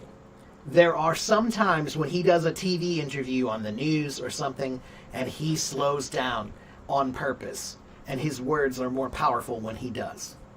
Yeah. Anyway, jackass means a stupid person. It means a stupid person. Okay. Next question. Okay, did we have somebody who wanted to raise their hand? I think we have somebody who raised their hand. Let me check one more thing. Hello, Bellin. I'm still here, yes. You were working in the restaurant? Okay, well, tell everybody I said hello. He's always invigorated. JNN, he's always high. He's the richest man in the world, or one of them, and I promise you, he has not been sober in quite some time. Okay? I'm certain of that. He has trouble. It's difficult. I'm sure being in his position is very stressful. However, most of his stress is caused by himself. Because he just, you know, I can't remember who said it, but there's a famous quote. Most of man's problems come from an inability to sit still. And that's like, most of Musk's problems come from an inability for him to shut up and stop. Like, every once in a while, he should just shut up. But, yeah. Anyway. Next. Elon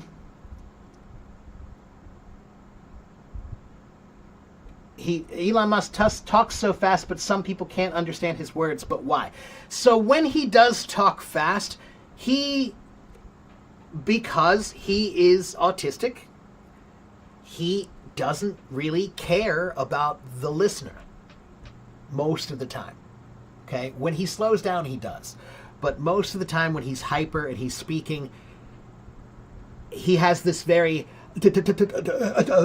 like he's so excited that he can't speak. Like, I don't know. It's funny to me.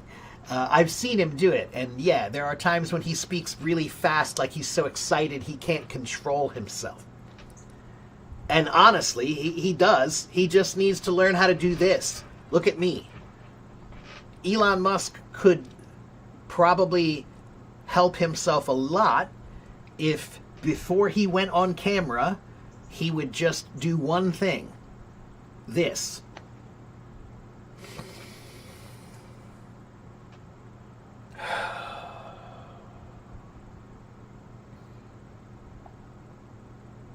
If that jackass would just take a breath and think before he speaks. I think he would probably be a trillionaire 2 times over. He'd be much richer. That's the funniest thing about Elon Musk, is he is so rich. But if he weren't so stupid, he could be much richer. He is one of the richest men in the world. But he is also... Did you know that no human being in history has ever lost so much money? So he's made a lot of money. Yeah, everybody's talking about, oh, he's made so much money. He's so rich. He's so smart because he's so rich. But he has also lost more money than any human ever.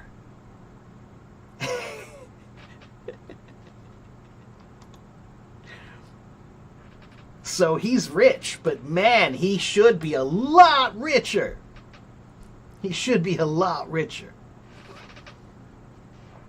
I act like him? Oh, don't say that. Don't say that or I'll have to remove you. That's offensive. Thank you, Govind. Okay, so it has been 2 hours. It has been 2 hours. And I don't like to talk about Elon Musk because he is a jackass. So, anyway, it doesn't matter what he thinks. That's not important here. Okay? It's not important here. There are much better people to look up to. There are much better people to look up to. The only thing he has is a lot of money. Other than that, he doesn't possess any quality that you want your child to have, other than money. If you think about him, do you want your child to be like him? That's what you should think about. That's how you can tell if the behavior is good or not. Yeah. What about work ethic? Being obsessive is not a positive thing. Work ethic. Seeker, do me a favor.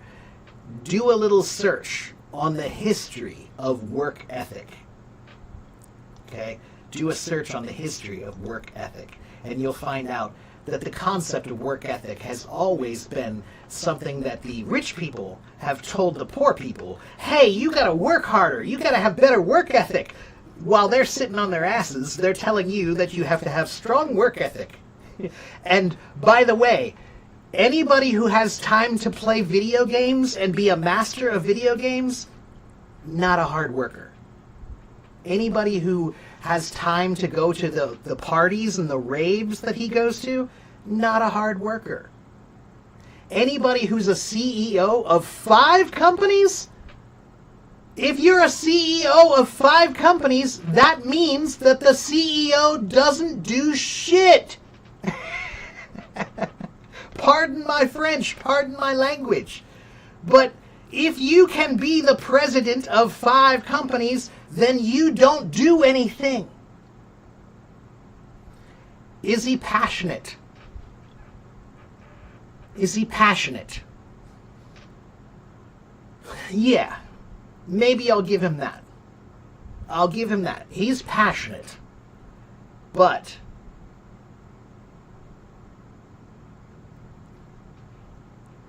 he's damaged. He's very, very damaged. So what do I mean? I mean, he's really passionate, but he's not able to control his passion.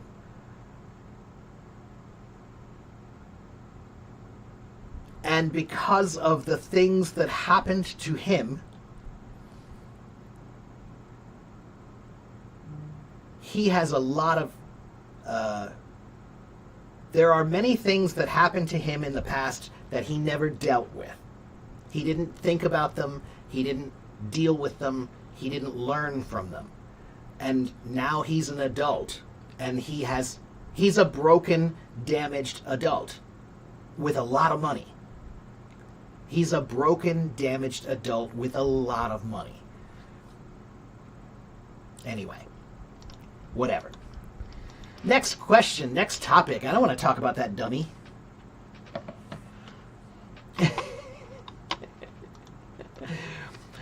Do I recommend some things on videos or YouTube to listen to for new words to say something? Sarah, have you been to my website? Have you been to my website, Sarah?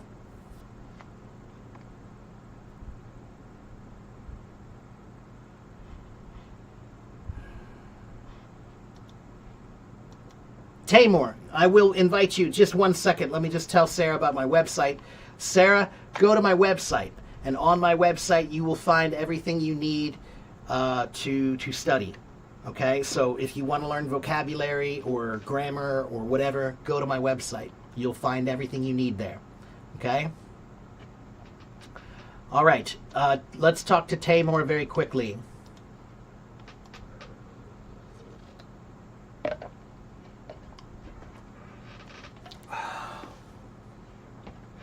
Tamor, are you there?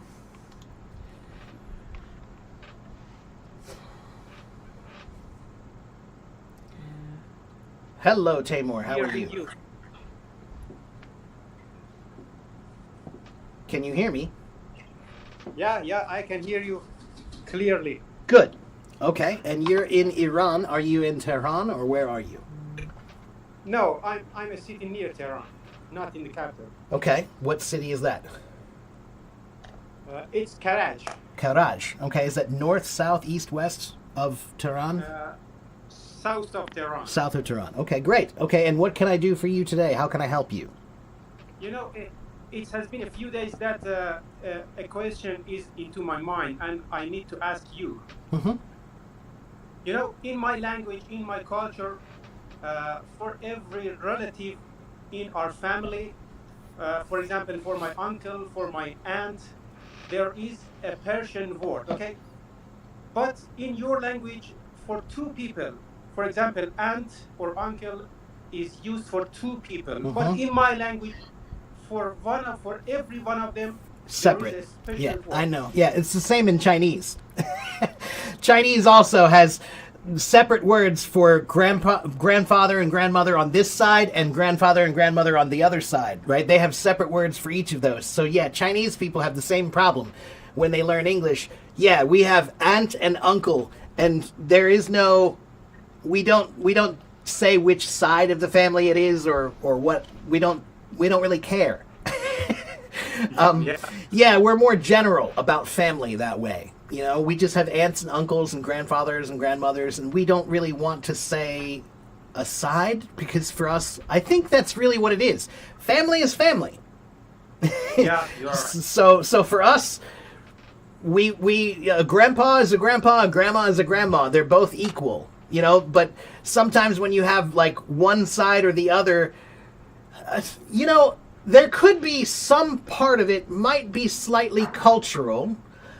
For example, like I can't speak to Iranian history, but for example, in Chinese culture, I remember my boss, whenever she would go visit family for holidays, it was always her going to her husband's house, to her husband's family. It was never the husband going to her family. It was always that way, and that's cultural. That's just the if you're the wife, now you have to help the husband and his family.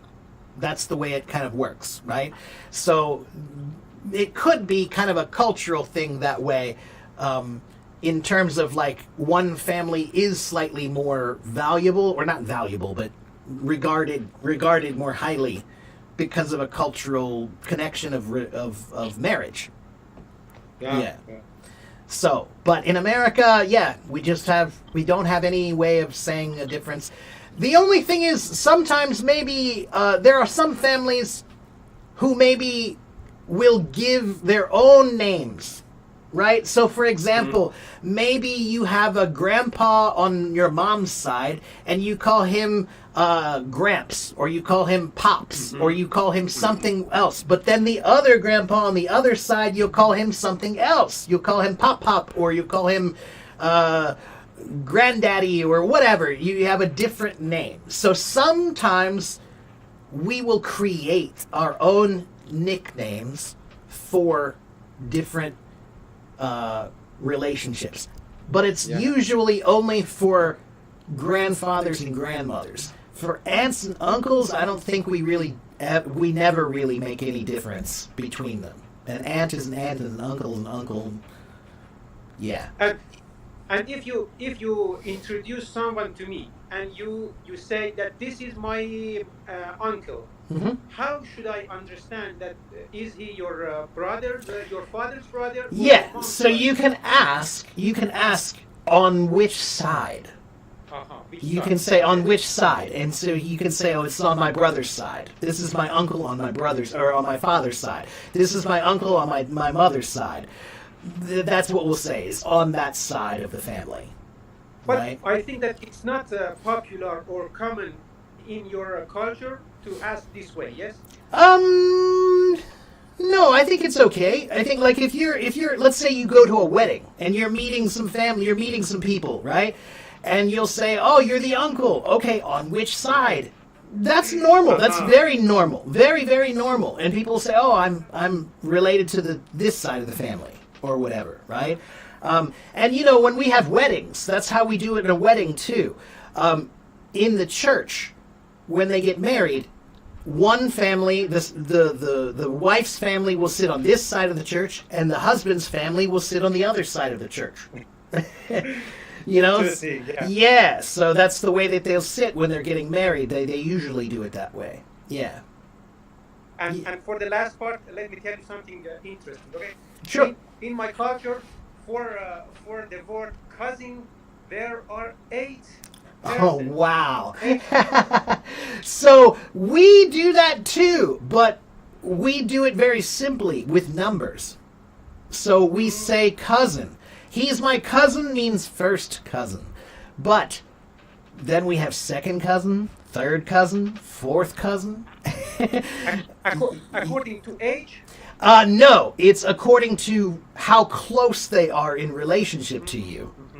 Right? So it's about if they're the first cousin, then that means they're related to your brother, I'm sorry, your uncle or your aunt's kids, right? So my uncle and my aunt, if they have kids, those are my cousins. But those are my first cousins, right? They're related directly.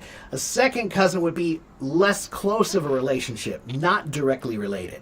Third cousins is beyond that, right? So it's about the family tree. When you look at the family tree, right? How close are you to the top, right? If you're farther down here, then you're a second cousin or a third cousin or a fourth cousin.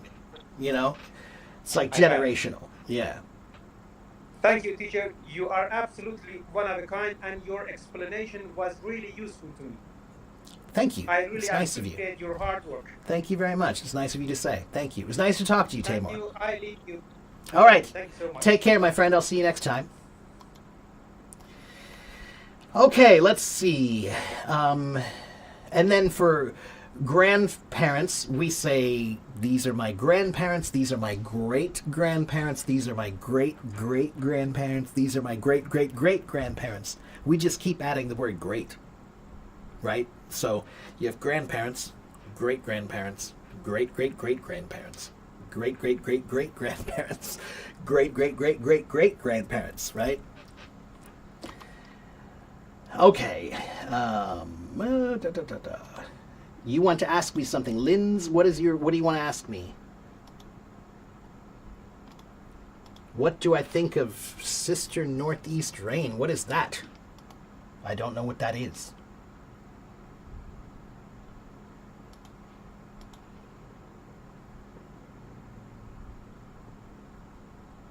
Ah, Bellin says, okay, yeah, so there's no specific member there too. Okay, cool. All right. Do I have a big family? Not really, no. I have an older brother. I have a younger sister. My parents, me, that's it. And then, you know, I have some uncles. Some of them have passed away now, but I have some uncles and I have some aunts. But I would not say I have a particularly large family. No.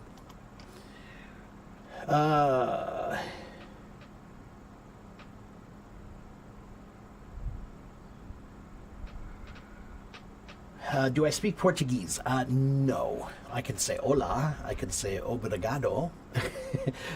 But I can't say much more than that. Interesting. In Myanmarese or Burmese, you say big uncle and small uncle. Interesting. Okay. All right, cool. Okay, guys, guess what? It's been 2 hours and 15 minutes, and I'm a bit tired here. Let's see, Taylor, what is this? What is this?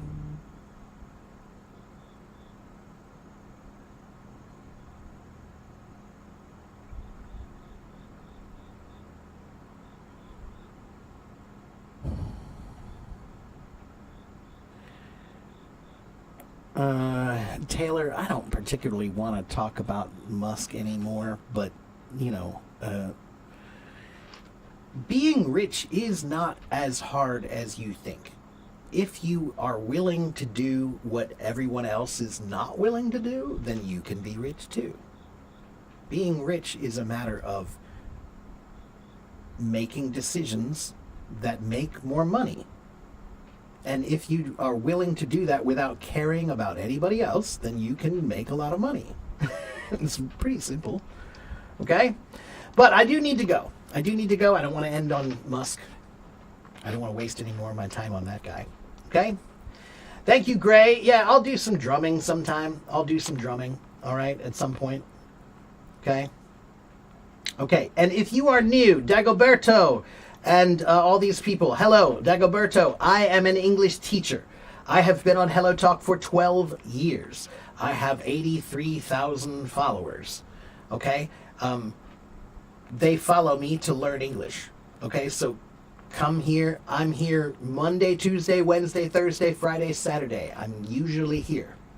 Okay? So come and you can study English here. All right? Okay, everybody, I must go. Have a good morning, have a good evening, have a good afternoon, wherever you live in the world.